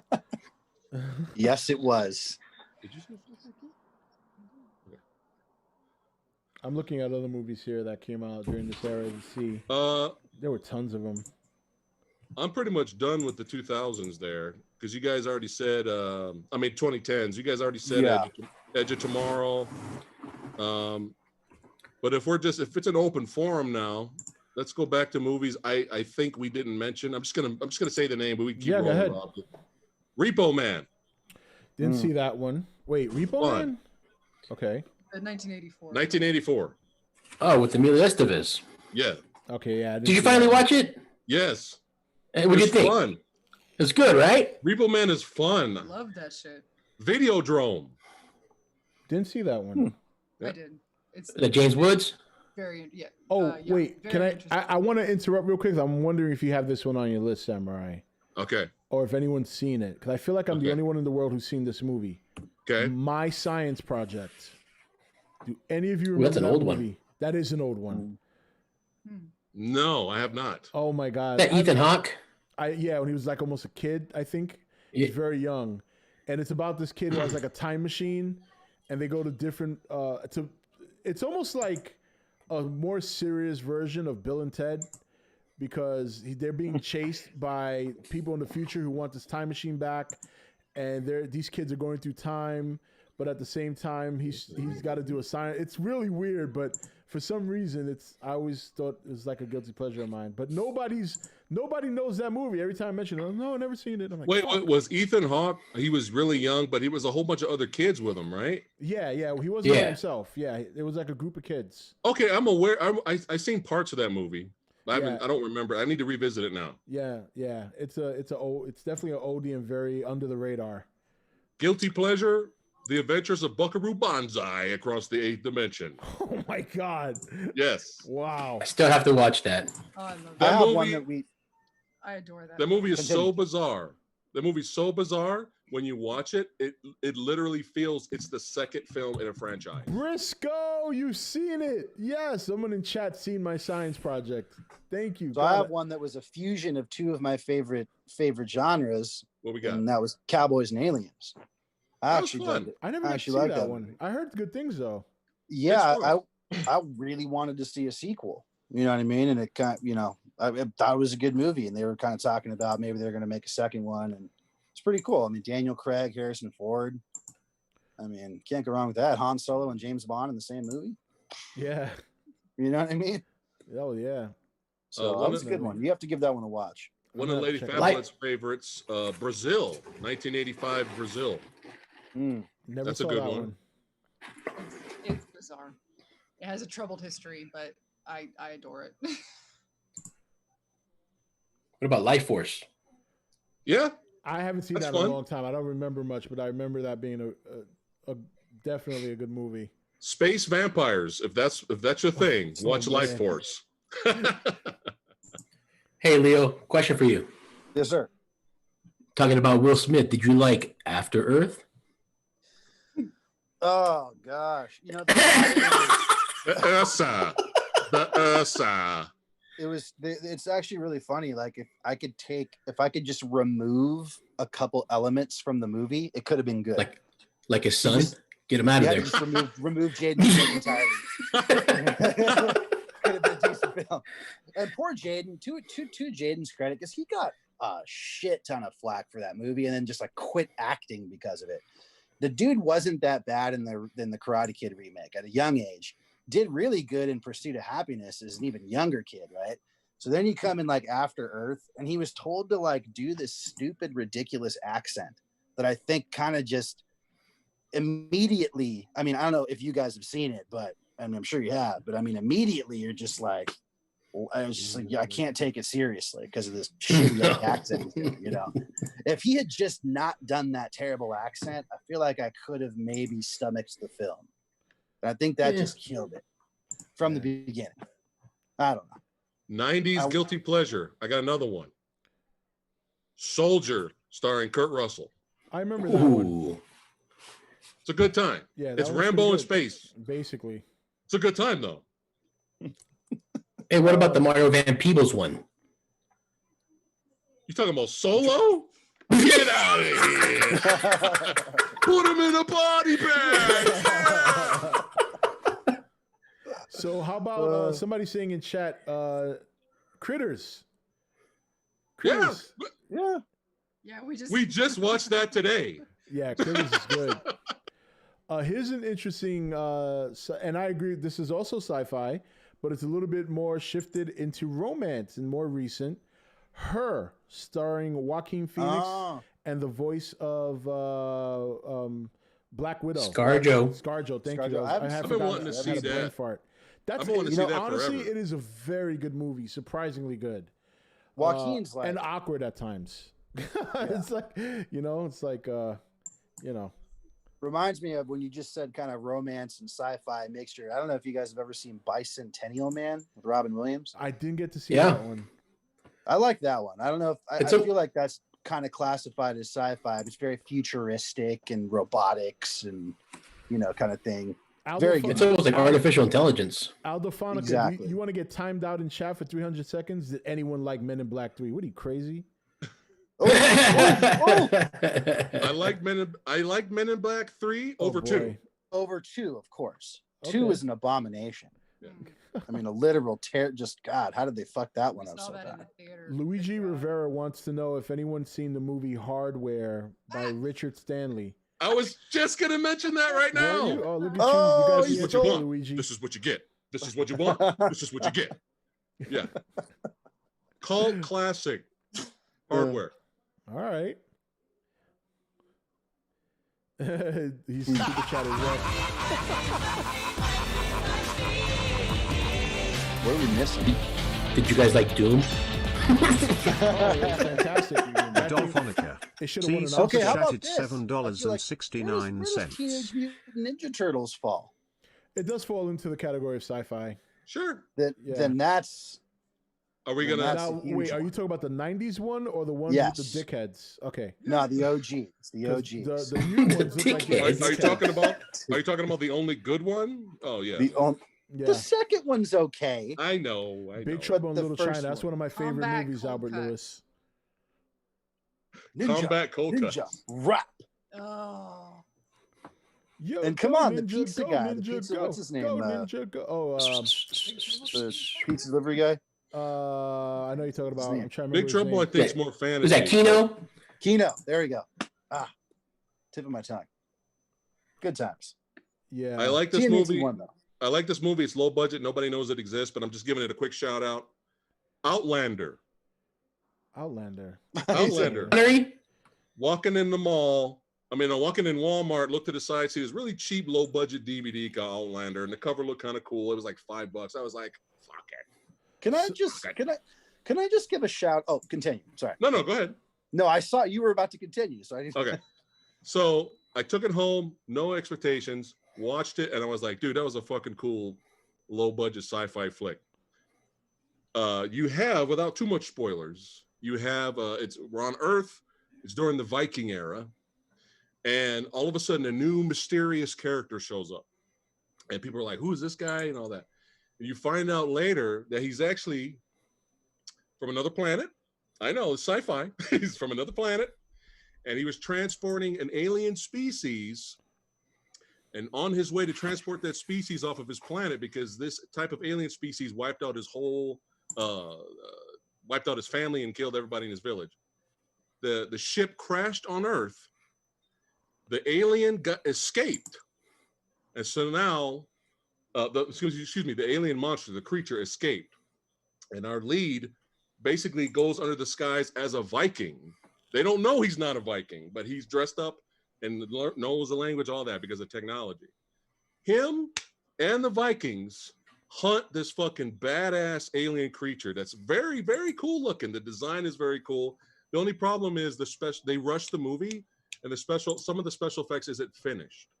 But it's fucking kick ass. Seriously, check out Outlander. Not that many people know about it. Check it out. All right. We have a question here from WTF Productions. Did you guys watch John Carpenter's In the Mouth of Madness? Yes. Yes. Classic. I have been wanting to see it, and every time I remember when I was younger and I saw the trailer, I'm like, that looks too creepy for me. And I still want to Classic. see it, but I haven't seen it yet. You know, I was thinking when we obviously Star Wars is probably the consensus to the answer to this question, but the greatest sci-fi trilogy of all time, meaning you can't just have two good ones. The third one has to be damn good too. Okay. See, And I think there is only one movie trilogy that really stacks up, and that's Back to the Future.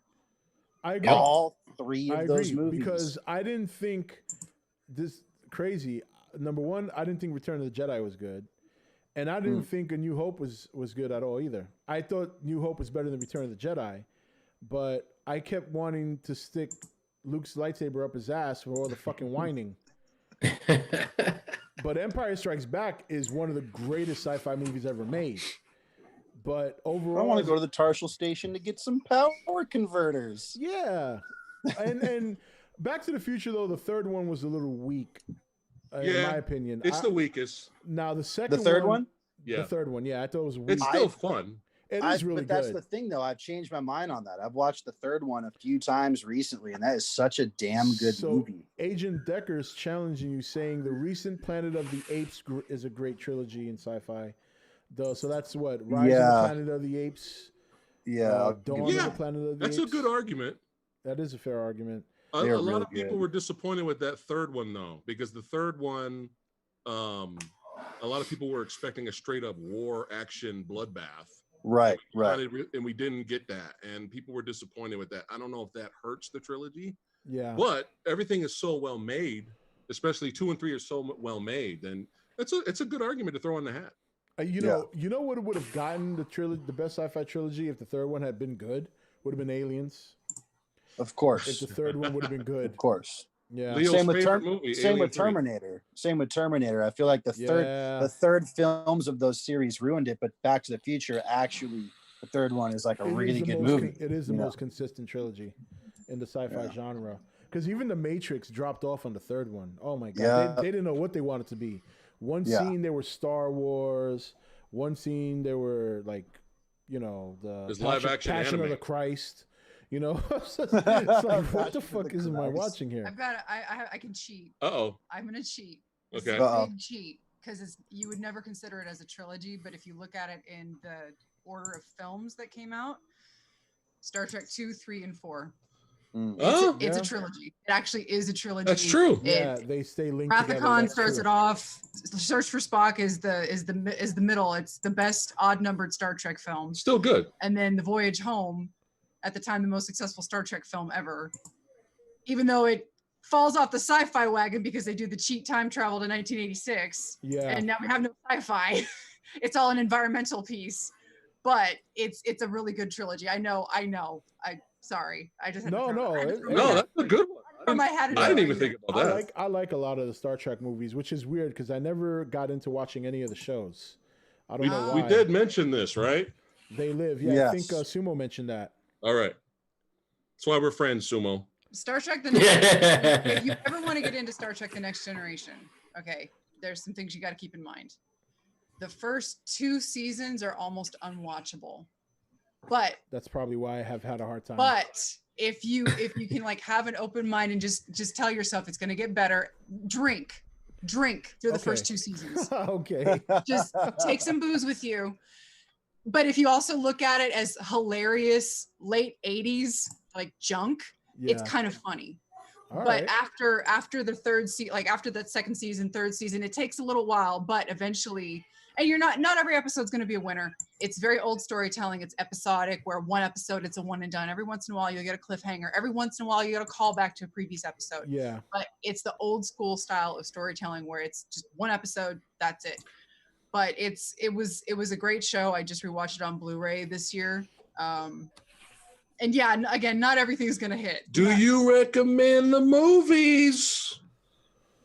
I've seen them. They're not all that. The Next Generation movies, I didn't think were nearly as good as the original generation movies. Yeah, that's kind of the problem. I think First Contact is probably the strongest, even though it directly contradicts everything character building that they did in the series. Yeah. especially with Picard. But Yeah. Picard's gone so far off the rails, I don't think it matters anymore. The character of Picard has become something that.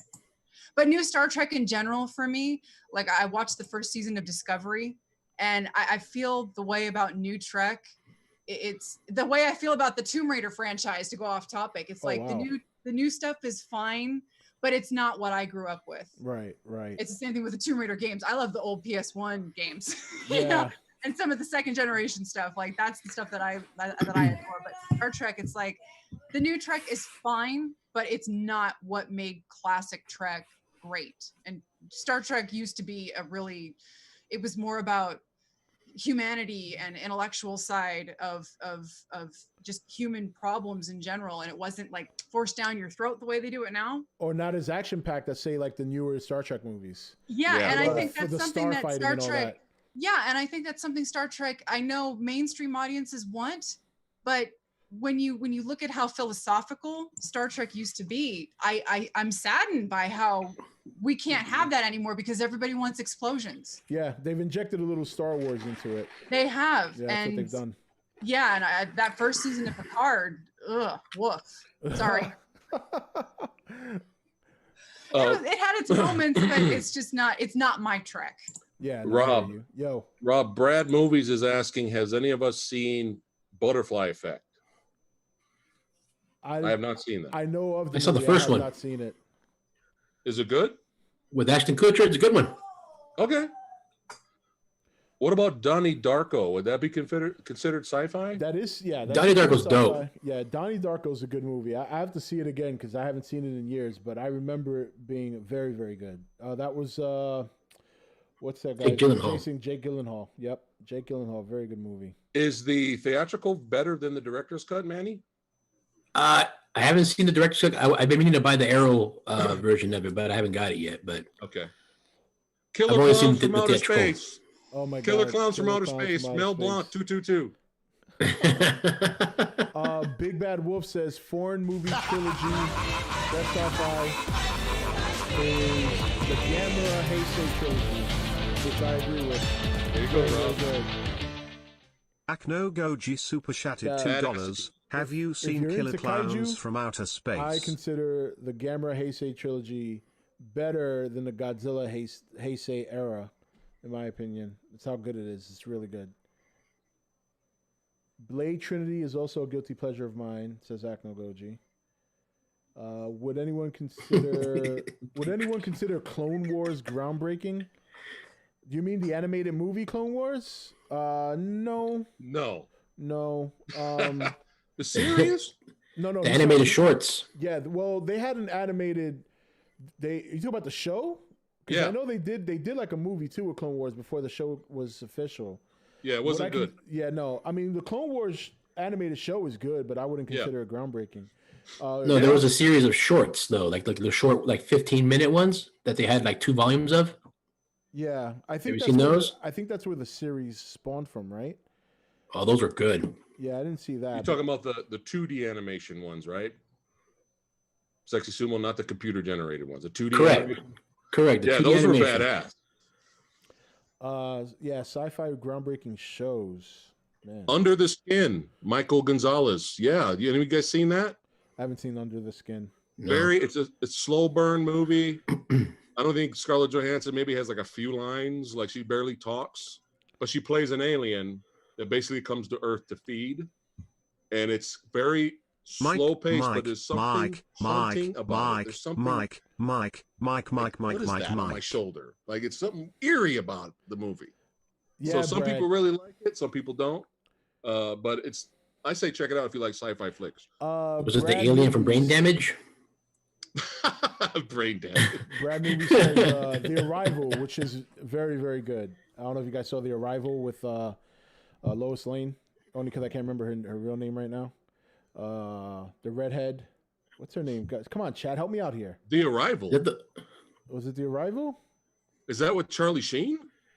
Wait, which one am I thinking about? Winning.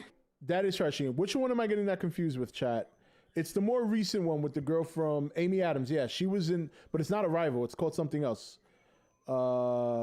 I'm waiting because I remember that movie. I saw it. In fact, I have it.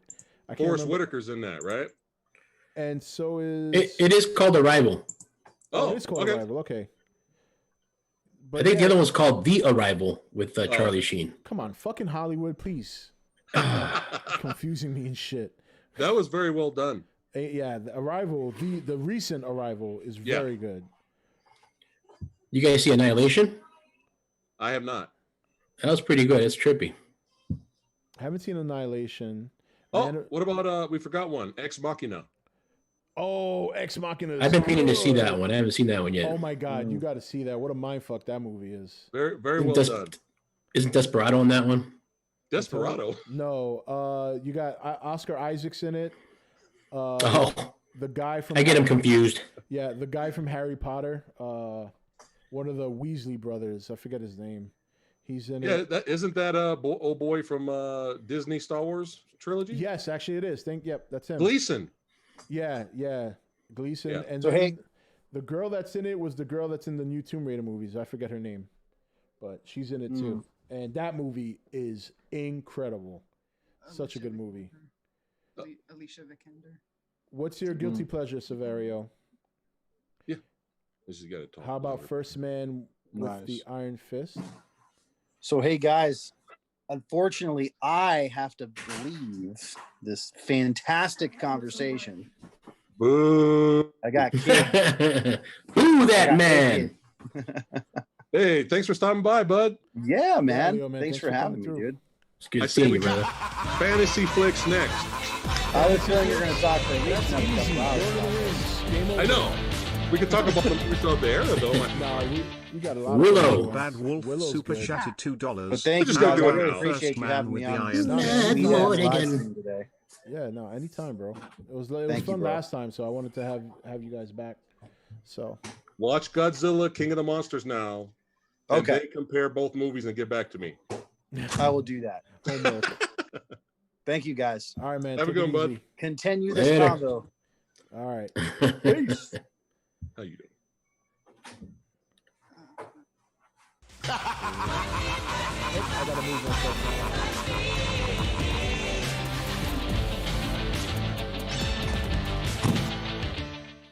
Stephen Miller tipped $3.33. Thoughts on Super Mario Brothers the movie?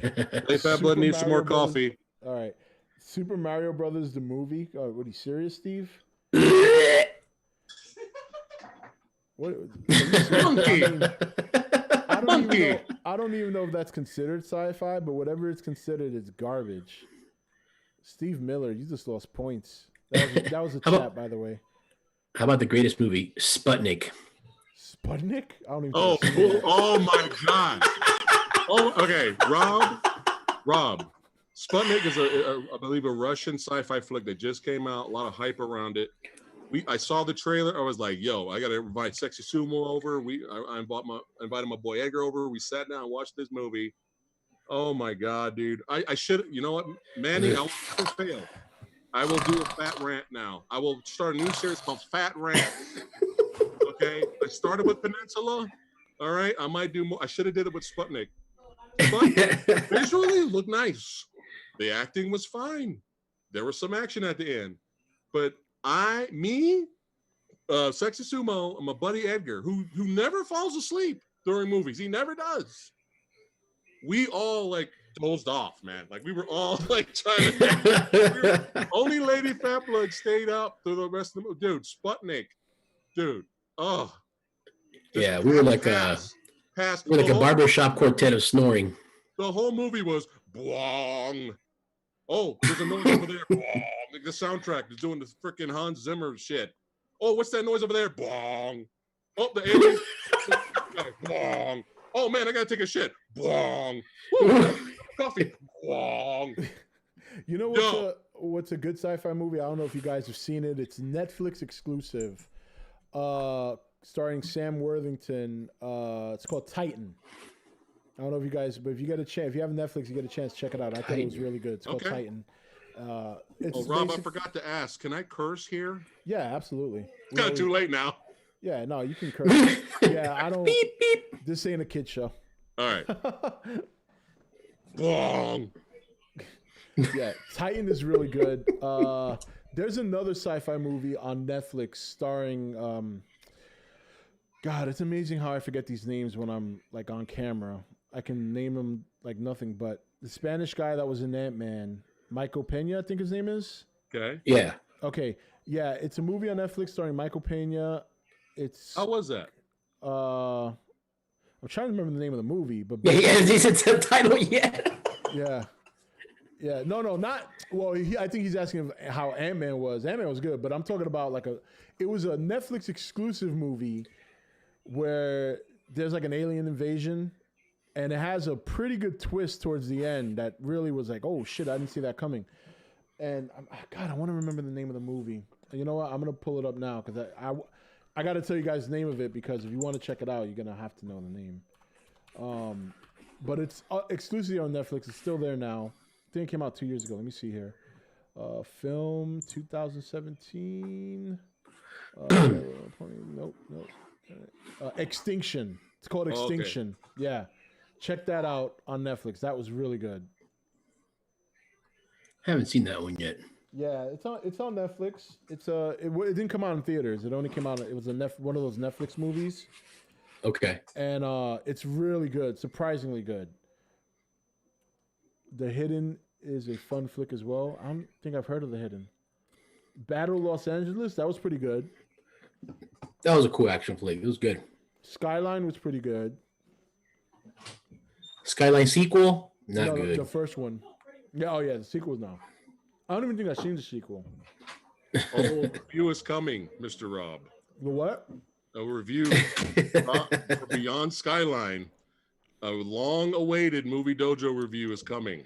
It is coming, and the third film for Skyline comes out this month. Should I be excited? Be excited for my review. My review might entice you to watch it on Netflix, and then go from there. Right. Somebody asked, Brad Movies asked earlier, what's my next stream going to be about? Well, we did Jean-Claude Van Damme movies. I say we go Steven Seagal, baby. Oh my God, Steven Seagal. Movies are next. He runs. You could also do Charles Bronson. Hey, let's talk about Charles Bronson over here. Who's got my wallet? Give me my wallet. What about the 2020's best sci-fi film, Sonic the Hedgehog? Now, Sonic the Hedgehog was good. I don't know, you want to talk about it. It's on the list. Yeah, it's good. It's a good movie. It's on the list. I saw the first 15 minutes.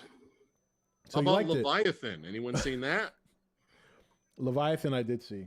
Yeah, that was that's good. That's a fun sci-fi flick. I'm surprised you didn't mention that. Was it? What's that other one with? Was it Deepwater Horizon? Deep Horizon. No. Like that. The one that you. Oh man, what is that movie called? With the jet ski coming out the boat with the explosion. Oh, Deep Rising. Deep Rising with Treat Williams. That's a fun late night movie. Did you guys see the newest sci-fi movie with that girl from the Twilight series? It was called Underwater. Underwater, yeah. I didn't see that yet. Did you see that? I haven't seen it either. No. A lot of people said it was good. Here's the thing. I think we went to go see Ready or Not, and when the trailer for Underwater came out, we were making fun of it. We were like, "Dude, what is this alien ripoff? Underwater? What is this garbage?" And the title Underwater, really? That's the best title you can come up with. So we stayed away, and then recently, like last month, I came across a review that didn't have any spoilers, and I was like, "Dude, I think this. Besides the bad title, this might be a straight up legitimate good sci-fi flick, man." So I've heard people say good things about it. I want to give it a shot now. Yeah, I want to check it out. It was good, surprisingly, says Fox Sound. All right, cool, Fox Sound. I've checked that out. Jurassic World. Yeah, Jurassic World was fun. Yeah, I don't know about the second one. The last 10 minutes were fun. Oh, the second one was horrible. Yeah, I didn't like the second one. The only thing good about the second one was Bryce Dallas Howard's ass. Oh man. Hi-oh. The only good thing about that movie. She's got a booty. The first Ghost It Dog, was- Way of the Samurai. That's Manny's favorite movie. 4K Cinema's Ghost Dog. Oh, That's his favorite movie. That the one hey, with I'm a Paul samurai. Walker? I got a sword. I'm gonna. What's up, Ghost Dog? Hey, what's up? What's up, Ghost Dog? What? Oh, here's a I good never one. seen Michael Ghost Dog. Michael Gonzalez. Here's a good one. Good shout out. Sunshine. Another under the radar. Dude, when you see the cast in this movie, you'll be like, whoa.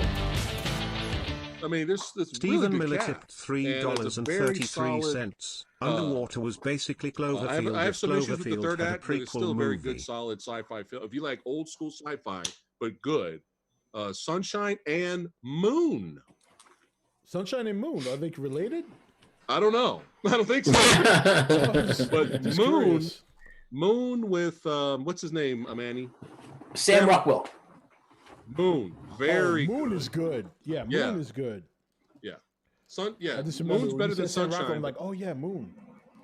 Yeah, I love Sam Rockwell. He's such a good actor. I'm over here like pounding down on Reese's peanut butter cups. That's what I'm talking about. That's right. With the clones. Yeah, that's the one, Fox. Just gave the whole fucking movie away. Well, I don't have to watch it anymore. Yeah, me either. Oh well. One foreign movie I need to watch is The Tiger and Old Hunter's Tale. Really been needing to watch that movie. Never heard of it. Huh. I wonder what that is. Yeah, I never heard of that. Super 8. Super 8 was really good too. That's I don't know if right. you guys saw Super 8. Super 8's really good.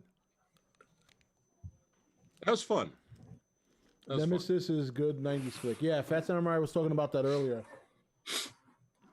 It was one of his favorites. Have any of you guys seen Land of the Lost with Will Ferrell? I love that movie. No, That's a funny ass movie. I gotta check it out. That's another comedy for you. I love Will Ferrell, but I have to have him in small doses. He's a little too over the top sometimes. Aldo Fonica is asking, do I like the Hunger Games films? Jonathan, we gave Snowpiercer a shout out earlier. That was a good one. Here's the thing with the Hunger Game movies. I was making fun of the first one because you have another movie out there that's more badass called Battle Royale. I don't know if you guys seen that one. That's a fucking kick-ass movie, man. But I gave it a shot. I was bored, and I watched the first Hunger Games. I thought it was fine. The second one I actually liked. I actually legitimately liked. And then I was curious about the next two, but I heard the next two sucked. So I kind of was like, well, there goes that. And I never went back to it. So I don't know if you guys have seen 3 and 4. Nah, I never got into the Hunger Games extravaganza during its time. Battle Royale. Watch that, Rob. It's awesome. That's a lot of movies I haven't seen. That movie was banned in Japan, bro. Really? Yup. Holy shit! Why? You can buy it on Blu-ray now because it was controversial. Because it was, Class of 1999. That's a good one. Yeah. It was controversial because of the whole idea of over the adults are kind of scared and nervous about basically there's more kids than them, and they come up with this game where they basically the kids don't really know anything about it, but they basically say, oh, let's go on a trip. Mm-hmm. They take it. Oh, they take the kids to a field trip, but what they do is they take them to this place. They knock them all out, and then they wake up on this island, and they give all of them exploding collars. Oh boy! And they force them to basically fight, and it's almost the precursor to Hunger Fortnite Games and fucking all Fortnite. these other Battle Royale games they drop bags of ammo and shit around the island. And they you have to loot go shit. they have to go run and find ammo and shit and defend themselves. And there can only be one winner, and whoever wins gets let back into society. Wow, that's fucked. Yeah, dude, it's a trip, bro. Battle Royale's fucking crazy. Damn, that's crazy. He should watch As the Gods Will. As the Gods Will. Never seen that one either. I don't know if Rob is ready for Takashi Miike. Oh, come on. I don't know. All right, now you got me intrigued. Tell me about this one. Tell it, man. Tell it. How about it takes place in a high school, and basically, it's been a long time. I've only seen it once, but there's a deity, and the deity comes down there, and they basically forces the kids to play a game, and it's a battle of survival, and they all die. You know, there's a lot of blood, there's a lot of death, a lot of bizarre stuff. But it's just Takashi Miike. You know, how do we break him into Takashi Miike, Manny? What should be his Strange Takashi Miike movie? Kind of, we can't throw him into As the Gods Will. He's gonna kill him. I would say Audition. Audition was good. Audition, Rob. It's a horror film. It's a thriller.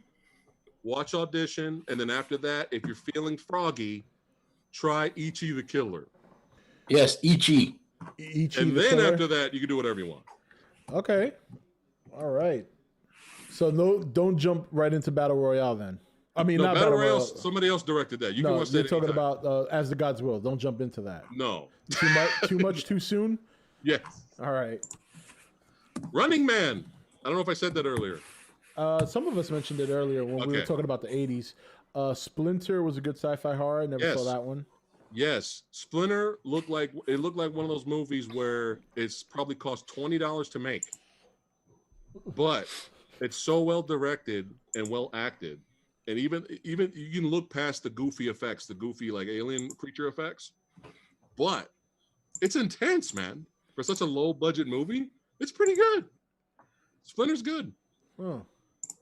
Would you The guys Guyver. The Guyver. Oh yeah, I like the Guyver. What about the Guyver 2, Electric Boogaloo? Never saw the, did I see the second one? I think I did see the second one, but I tried to. It's got Boogaloo shrimp in it. Guyver 2's got better action in it. Yeah, the Bastard first- Case. That's more horror. Tremors. We talked about Tremors earlier. War of the Worlds. Yeah, the Tom Cruise one was good for about 40 minutes. Then when you got to the middle of the film, where he's stuck in a basement with the guy from Shawshank Redemption. Yeah, what's his name? I forget his fucking name. I forget. Tim Robbins. Tim Robbins. It really slowed down to a pulp. And I know a lot of people didn't like the ending, but the ending is accurate to the book. We spoke about Looper. We spoke about Her. So, Battle Royale is good, but it's bad. It's sort of like when the movie's bad, but it's good. It's not okay.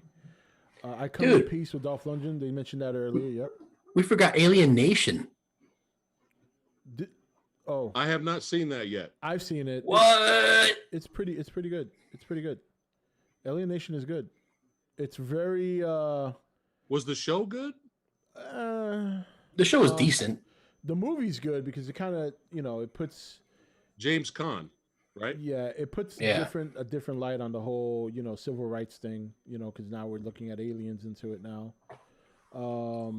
Split Second by Rutger Hauer. Yes. Fun. Favorite Tom Cruise film. Fun B movie. Favorite Tom Cruise film, Edge of Tomorrow. My favorite Tom Cruise film, believe it or not, is Days of Thunder. I still love Days of Thunder. 2001: A Space Odyssey was a good sci-fi from the 60s. Yeah. We mentioned that earlier, but it wasn't part of the discussion mainly because it was in the 60s and we started in the 70s. Godzilla versus Mechagodzilla for the 70s. Yeah, we didn't mention... I wasn't really putting in Godzilla films. It's too easy. Yeah, well, it's too easy, and we're talking about films that are generally good. What do you guys think of Invaders from Mars? I don't think I saw Never that. saw it. I don't think I saw that. It's fun. It's solid. Edge of Tomorrow is good, James. You should check it out. So I can't believe that movie did not do well. I can't believe it, it's man. so good. Same thing with Oblivion. Oblivion is so good. All right, I'm really bad. Do you think Oblivion hurt Edge of Tomorrow's sales? No, I just think the concept of both movies was so. I think, I don't know, maybe sci-fi over. I don't know what it is, but Oblivion had a very good twist at the end you didn't see coming, or in the middle of the movie, I should say. There's a big twist. I love those robot drones, man. Mm-hmm. Yeah. But I remember when Edge of Tomorrow trailer came out, I remember people around me were asking, is this an Oblivion 2? I know. Like, what is this? So I wonder if that hurt the sales. No, I don't. Marketing, I think the marketing hurt the sales because then they changed the fucking movie to Live, Die, Repeat later. Like, what are you guys doing? Yeah, they should have just named it Live Die Repeat. Yeah, Jonathan, we spoke about Starship Troopers earlier. Did you guys watch Hot Tub Time Machine? I've seen it. It's funny. It's a funny movie. I don't know if I put it in the sci-fi category. I guess you could because of the time machine thing. Yeah. But yeah, that's a funny movie. Phase Bill and 4. Ted. Bill and Ted. Bill and Ted. The Time Machine. Yep. Contact was good. Yep. Contact was a good movie. I think that came out in the 90s. Oh man, I saw that in the theaters. That was slow, but it was good. Yeah. Fat Samurai, do you recommend watching The Thing? Because I've never seen it. I think everybody would recommend watching The Thing. Must watch. Yeah. Guilty Pleasure, The Thing prequel. What's that one called? The Thing. The Thing. The Thing prequel? Wait a minute. There are 2 movies called The Thing, and one of them is a prequel? Yes. I'm confused now. Came out what? Early 2000s? Oh. What? I never seen The Thing. The prequel came out what? The 2000s? Early 2000s or mid? I'm not sure. Yeah, I don't know. Sorry, I gotta drink my vodka. Here, I'll look it up right now. What is the question? The Thing, the prequel. What year did it come in? 2011. Okay. Oh, 2011. Yeah, chat saying 2011. I mean, the CGI wasn't the greatest, but I like the story of it. I like the story. Okay. It's cool because it shows it takes place before the Kurt Russell one, and it ends with the dogs being chased. Huh. Right. So you can watch that one and then like literally continue watching the Kurt Russell one. I have not seen Star Wars movies. Really? Well, just watch the original 3 and stop there. You're good. Which one?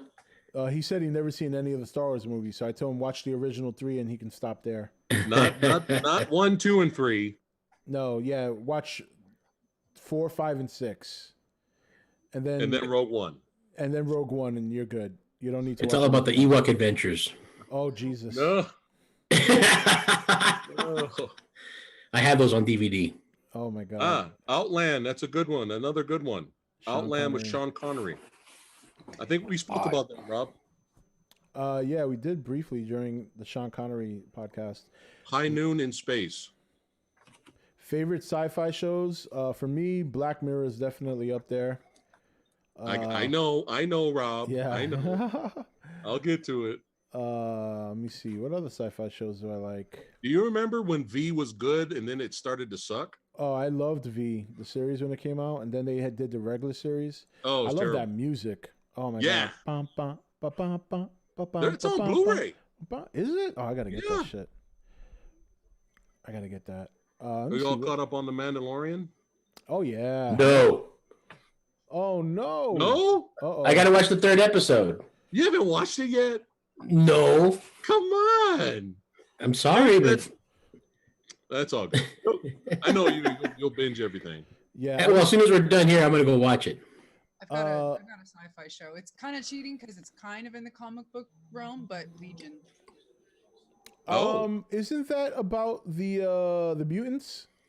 Yeah. Someone highly recommended that, and I haven't seen it yet. I'm trying to figure out where I can go to watch it. I don't want to overhype it, but I fucking love the show. It's only 3 seasons. Yeah. It's beautiful. They didn't milk it. They didn't overstay their welcome like so many series do. And I think the first season is still my favorite, but it dude, it's a mind fuck. It's one of those.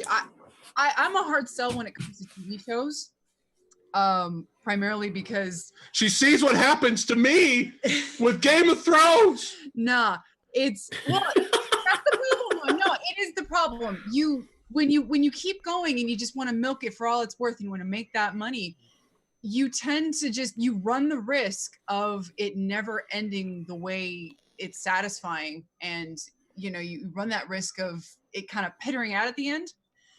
And I had this really bad habit. I have this really bad habit of kind of falling out of interest between seasons, like Stranger Things. Yeah.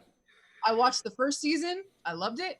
I watched the second season, I was okay with it, and now I could give two fucks about Stranger Things. I have yet to see the third season. Don't worry, Rob. I'll watch Yeah, it. he's much better. He has more patience with everything than I do. Like I just like if especially if like with the boys, I'm good because the show. I mean, you know, it's I'm not like what I mean is because the show I'm good with it. It didn't like end on a wet fart. Game of Thrones. I'm interested in the third season, but when shows overstay their welcome or they become too tropey or they have too unnecessary filler episodes, I start to fall out of interest with it. And so it's like I might be okay with the show, but if I have to wait for another year for another season, like with Stranger Things, I just don't care anymore. But with Legion, Really, you're gonna sit there with him like that? Oh, Baby Yoda. We have a special guest, chat. Baby Yoda is here. Oh my God. And like the Mandalorian right now.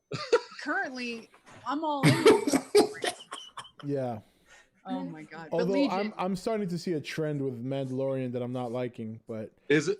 What's that? Episodes are getting shorter. Well, that's one thing, but they were kind of always like that. I'm getting a little bit tired of the I need this. You need to do this for me before I even escort missions. Yeah, the MMO. You know, the multiplayer online role playing game. It's like watching an RPG. Late on that. Like so, you go to the next. Get this for me. All right, first I need you to do this for me first. Yeah, I kind of want get the MacGuffin. I want that to come to an end really fast. Otherwise, I'm gonna start getting tired of it. But that's right, Severio. It will never die. I will be 80 years old. I will always bash Game of Thrones. Season 8, damn it. I still love Game of Thrones. It provided so much more than its last season. I mean, you know. Haven't watched it. We shall see in 10 years if I will soften. I'm not. Oh God! Somebody said Laser Blast. Oh my God! Have you seen Laser Blast? No. Oh my God! So the only reason we know Laser Blast exists is we watched a Mystery Science Theater episode where they were making fun of it. They were destroying it. It is terrible. But what's so funny about Laser Blast is that it's a low budget piece of shit. But what's funny about it? They even have the balls and they take a shot at Star Wars. Oh my God! Really? What was it? They were driving the car down. They're driving a car down a highway, yeah. And they come across a billboard that just says Star Wars on it, and this guy has an alien gun that these aliens found, and he blows up the sign. Yeah, they take a shot. Woo! So it's hilarious. It's like, really, guys? James Varela. What about Space Jam? What? Are you serious? Were they aliens in Space Jam? It's been a long time. That's that Michael Jordan movie. And yeah, they were aliens. Yeah. If you want. I mean, it's sci-fi. If that's your thing, you know. Yeah. Is that remake still coming with LeBron James? It is, unfortunately. Please say it isn't so. I hate LeBron James so much. Give it COVID. Give it COVID. I know. Nothing beats Who Framed Roger Rabbit. Oh, Who Framed Roger Rabbit's definitely good. You will never have another movie like that till the end of time. And we should, but no, you're right. We never will. It's the wrong one. It's the different one. What are you talking about, James? There's only one Space Jam. Battlestar Galactica, greatest of all time. I'm more of a Buck Rogers kind of guy. So I've always heard Babylon 5 was good. I just never got into it. Yeah, me either.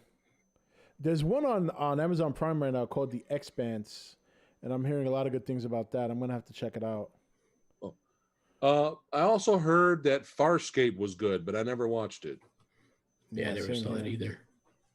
Same here. What about Looney Tunes? Firefly was dope. Severo, you want to get banned for 300 seconds with that shit? You know what it is? Chat's getting tired. It's time for nights because you guys are not used to me streaming past 10 o'clock. So, right now, their chat wants nights. That's what it is. Time for memes. You guys want to get tucked in? You wanna hear the Mr. Sandman song? Mr. Sandman, bring me a dream. Look at him. Don't go. Don't end. All right. Well, wake up. Go get some coffee with this fucking Space Jam shit. And freaking, what are you guys? You guys are crazy. Have any of you guys seen Repo Men, the unrated version with Jude Law and Forrest Whitaker? No, I've only seen theatrical cut. Okay, check it out, Rob. I got it. And if you feel like watching it again, Manny, the unrated version is bloody, way better. Really? Yeah, man. Did they have a Blu-ray out for that one?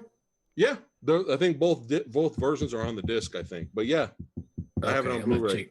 Yeah, he actually mentioned that, Briscoe, the Adventures of Buckaroo Banzai across the eighth dimension. What happened to the other 7 dimensions? Why do he have to go right to the eighth? Dude, it's one of those movies where it doesn't matter. It's that bizarre. It literally, you will feel like this is a sequel to something, and you're gonna be like, it's so weird.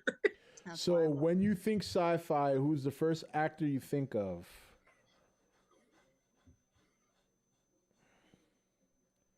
Unfortunately, I was going to say William Shatner, but yeah, that's just because I'm Star Trek junkie. That's why. God! But no, that's a bad shot off the top of my head. I don't know. What about you? You know what it is? A lot of actors who've been in sci-fi movies have also been in adventure movies. They've also been in action movies. Some of them have been in dramas. I mean, Tom Hanks is a good example. He's been in every kind of genre you could possibly think of. Sigourney Weaver is not a bad pick. Yeah. Michael Ironside. Nathan Fillion. That's good. Yes. See, I was thinking too mainstream. I mean, Michael Ironside is mainstream, but in every movie he normally plays like either the villain that dies or the good guy that dies. Like in Starship Troopers, he's a good guy that dies. In Total Recall, he's the bad guy that dies. So, but that's actually a good pick, Michael Ironside. I agree with that. That's a good name. Mr. Red Chick. Yeah. Ratchets, Roughnecks. Woo.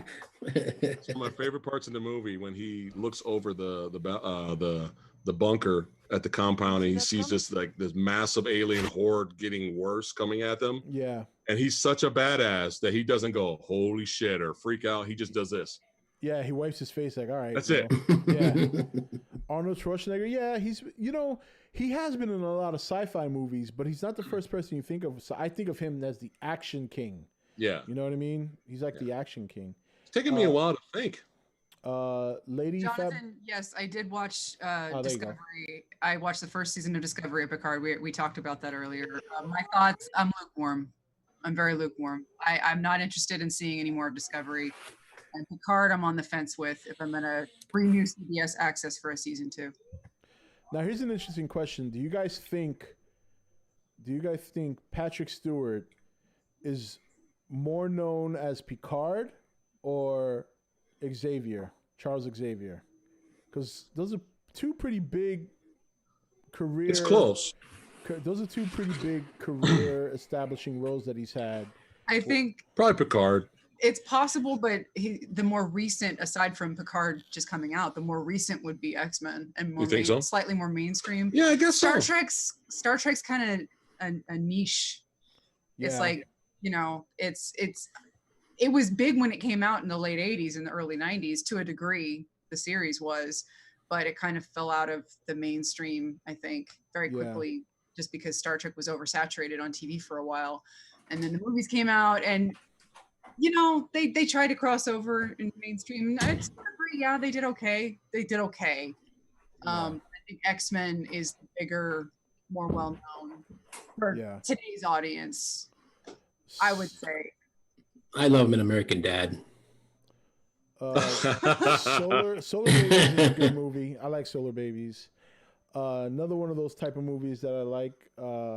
It's very obscure movie, but it's a guilty pleasure. It's somewhat sci-fi comedy. Is Tank Girl. I love Tank Girl. Tank Girl is an oddity. Yeah, that's one of my favorite movies. And then what were the aliens he was with? The ones that were dressed up like Ice-T was one of them. What were they supposed to be? They were like giant versions of what? I can't remember what it was. They were like kangaroos, weren't they? Kangaroo aliens? Kangaroos, that's what they were, yeah. Hated Tank Girl, you're banned.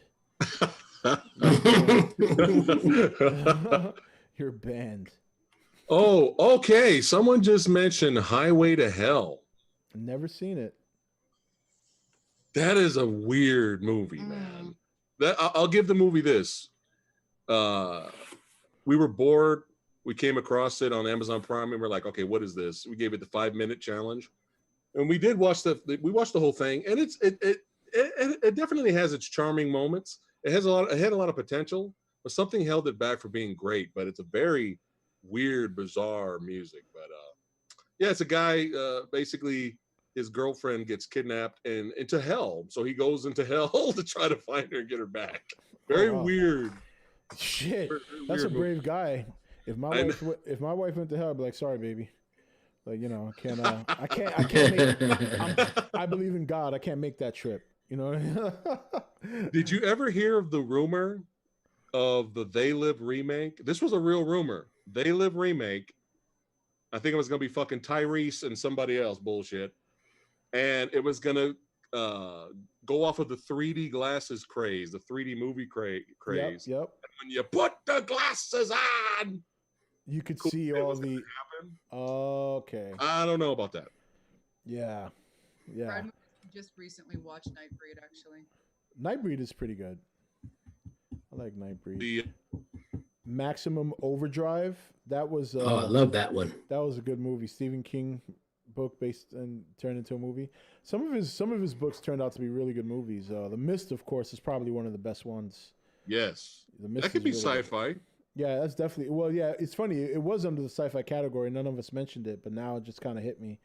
Did you guys ever see The Warrior's Virtue with the kung fu fighting kangaroos? Surprisingly, No. I have not. No. Face Off is good. Believe it or not, funny enough, you mentioned that, Jonathan. Face Off is actually underneath the sci-fi category. I would have never. I mean, to me, I feel like it's more of an action flick, but yeah, I guess with the whole surgically removing your face and yeah, I have the Wraith on DVD, but can't find it on Blu-ray. Sci-Fi Century, you got to go all region. You got to go to another region to get the Wraith on Blu-ray. That's how we got it, I should say. Why isn't that a movie available here? I don't understand that. It's a really crappy. Well, actually, there's a semi-decent. See if I can get it. But the get it Blu-ray remastered. What was it? Amazon UK? I think Germany. Here we go. It's called Interceptor, by the way. Oh wow, we both got it. Yeah. Yeah, the Wraith is so good. Yeah. Steelbook. Man, that's nice. I'm gonna have to cop a copy of that. So go to Amazon.Germany and you can find it on Blu-ray. But it's even though you're getting it off of Germany website, it can actually play in all region players. And is it subtitled or is it English? No. It's in English. On there. Yeah, it's good. Yeah, it's one of those. You buy it. You can still play it on all region players. It's one of those. So you can still buy it. Amazon.Germany. Just the menu options are in German. I think the movie you will like. Under the Skin. Okay. Under the Skin. I'll check it out. It's slow burn, man. It's a slow burn? It's slow burn, man. What is it, a sci-fi movie? Yeah, that was the movie I was telling you about with Scarlett Johansson, the Alien. Oh, okay. I like ScarJo. Well, you get to see her butt. No shit. You serious? Sold. Oh, I'm definitely sold now. Yes. Hey, she could lay one of those in my face any day. I'll take it in. You know how don't you like hanging around men, babe? That's what it's like. Actually, I've been well behaved today because you told me she was going to be here. I've been on my best behavior because normally I would have been talking about double D's by now. So chat always baits me. Somebody in chat will say double D's and it like triggers a chemical reaction in my brain, and then I just turn into like a dirty old man. It's fun. Yeah, it is fun. It's fantastic. I haven't seen Lucy. Lucy, yeah. Oh no, I saw Lucy. Oh, Morgan Freeman. Morgan Freeman. And this time, we always joke with Chad. I want Morgan Freeman as a GPS. Make a left on this, on turn down Main Street. Was he in Lucy also? Yeah, I believe he was. Yeah. If I was 30 years younger, I would have tapped that Nothing I love more. I love milk, but milk tastes great when it comes from a pair of double D's. Steel Dawn. Has anyone seen that? Steel Dawn. That sounds familiar. It's the Wolverine in it. No, it's actually a post-apocalyptic flick starring Patrick Swayze, and he does martial arts and shit in there. Ah, man. Patrick Swayze's best fighting for me was Roadhouse. It will always Roadhouse. That's the only man that could do Roadhouse and Dirty Dancing and still have his whole reputation intact. Right? You know, how do you just break people off in Roadhouse and then come down and do like a variation of the salsa, like, and then still have the career that you have? Right? It's incredible. Don't forget The Outsiders. Oh, The Outsiders. That's right. Millennium. Would Reign of Fire count as sci-fi? I think so. Yeah. Sci-fi, apocalyptic, dystopian, fantasy. That's a mix. I liked Reign of Fire. My first Matthew McConaughey. I like this guy. This guy's character and actor now, because I wasn't a fan of Matthew McConaughey before that, but he was fucking Stone Cold Steve Austin in that movie. Cold War. Oh, you talk about video games. Hilarious. Yeah, Lucy was definitely a crazy movie, but it was fun. So, but all right. Here's the deal. It is 11:30 my time. So Time to wrap it up. Yeah, we're gonna wrap-a-roo. So, but listen, I want to thank you guys for coming on. This was a lot of fun. We need to do this more often. I'm down, buddy. Channel doesn't matter. So why don't you guys, starting with you, Phat Samurai, and everybody, their links and even their links are in the description. All right, their channels, so you know where to find them. And I know, Sumo, you mentioned to me that you're kind of just starting off, so most of the content you have on your channel is like cameos you've had with Preston. That's it. So, but I'm pretty sure, and I think he should definitely get started on doing some videos, man. I will try my best, man. Yeah. Just as long as I have some time. Yeah. No, sir. No. You're going to do 10 movie reviews a day. Damn, that's Jesus. A lot. Hey, I know. 2-second reviews. Hey, listen, I understand where he's coming from. I mean, I got my wife, 2 kids, and it's tough to get a video out on a daily basis. It's not easy. But all right, so Phat Samurai, why don't you say your piece, tell people where they can find you and you and Lady. You can find us, That Phat Samurai Guy YouTube channel is very easy to find. No one else has this goofy name, so type it in, PHAT, pretty hot and tempting.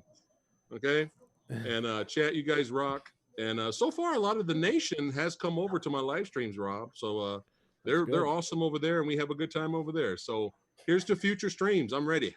Yeah, definitely. And Sumo, you have anything you want to share with chat before we go? No, I mean, this was fun, man. I appreciate you guys having me on here, and I think I'm just gonna be the cameo guy. You know, you're gonna be so you're gonna be like Stan Lee. Yeah, that's pretty much. I'm just gonna pop up and say, "Hey, how's it going?" Oh man! All right, so listen, guys, definitely doing. Obviously, you guys are welcome here anytime. So, and these guys love having you here. So it's been a lot of fun, and you know what? I want to say. Samurai, I want to get involved in one of your series you got going on called Was It Really That Bad? Yes. So I want you to assign me, whenever you want, assign me a movie to watch, and I will do Is It That Bad review. Or if it's a movie that I have seen already, and I'll do it, you know what I mean? But that seems like a fun thing. Let's do it. And then I'll assign you one. Yeah. All right. That sounds like fun. All right, cool. I'll hit you up later. We don't want to tell them now. Let's tease it. Yeah. We'll discuss it in private message, and we'll come. I know you really want to rewatch John Carter, though. I know it's there. Don't accept John Carter. We're not doing that. We're not doing that. All right, guys. You guys take it easy. Have a safe and fun weekend, and I'll talk to you guys real soon. Lady, you have anything you want to share with chat before you go? No, it was fun. No, she was like, no, I'm good. All right. I have no social media presence, so. Well, I'm sure they could reach you on all his social media channels as well. So. He's my. You're my. It's me. your Just come. Yeah. earpiece. If you have a question, just ask him, and I'll get back to you by him. I'm very boring. Way to sell it. Listen, That's what I do. based on the first video I ever saw from the channel, where you were flipping out at Godzilla 2019, you are anything but boring, my friend. Okay, The trailer reaction? the trailer reaction. Oh God! I damn love that. That was great. no. But that's a genuine reaction. That's what I loved about it. It wasn't planned or fake like some other reactions. That was a genuine reaction, and that's why I loved it. Very embarrassing. Thank you for bringing that up. No problem. I'll make sure to bring it up next time too. Thank you. All right, guys, take it easy, man. You guys stay safe, all right? Put him in a body bag. Yeah. Yeah. All right, guys. Take Have it a good one, easy. guys. Take it easy. All right. Well, guys, I hope you guys enjoyed that. That was a lot of fun having those guys on. Oh, it was fantastic. Those guys are great.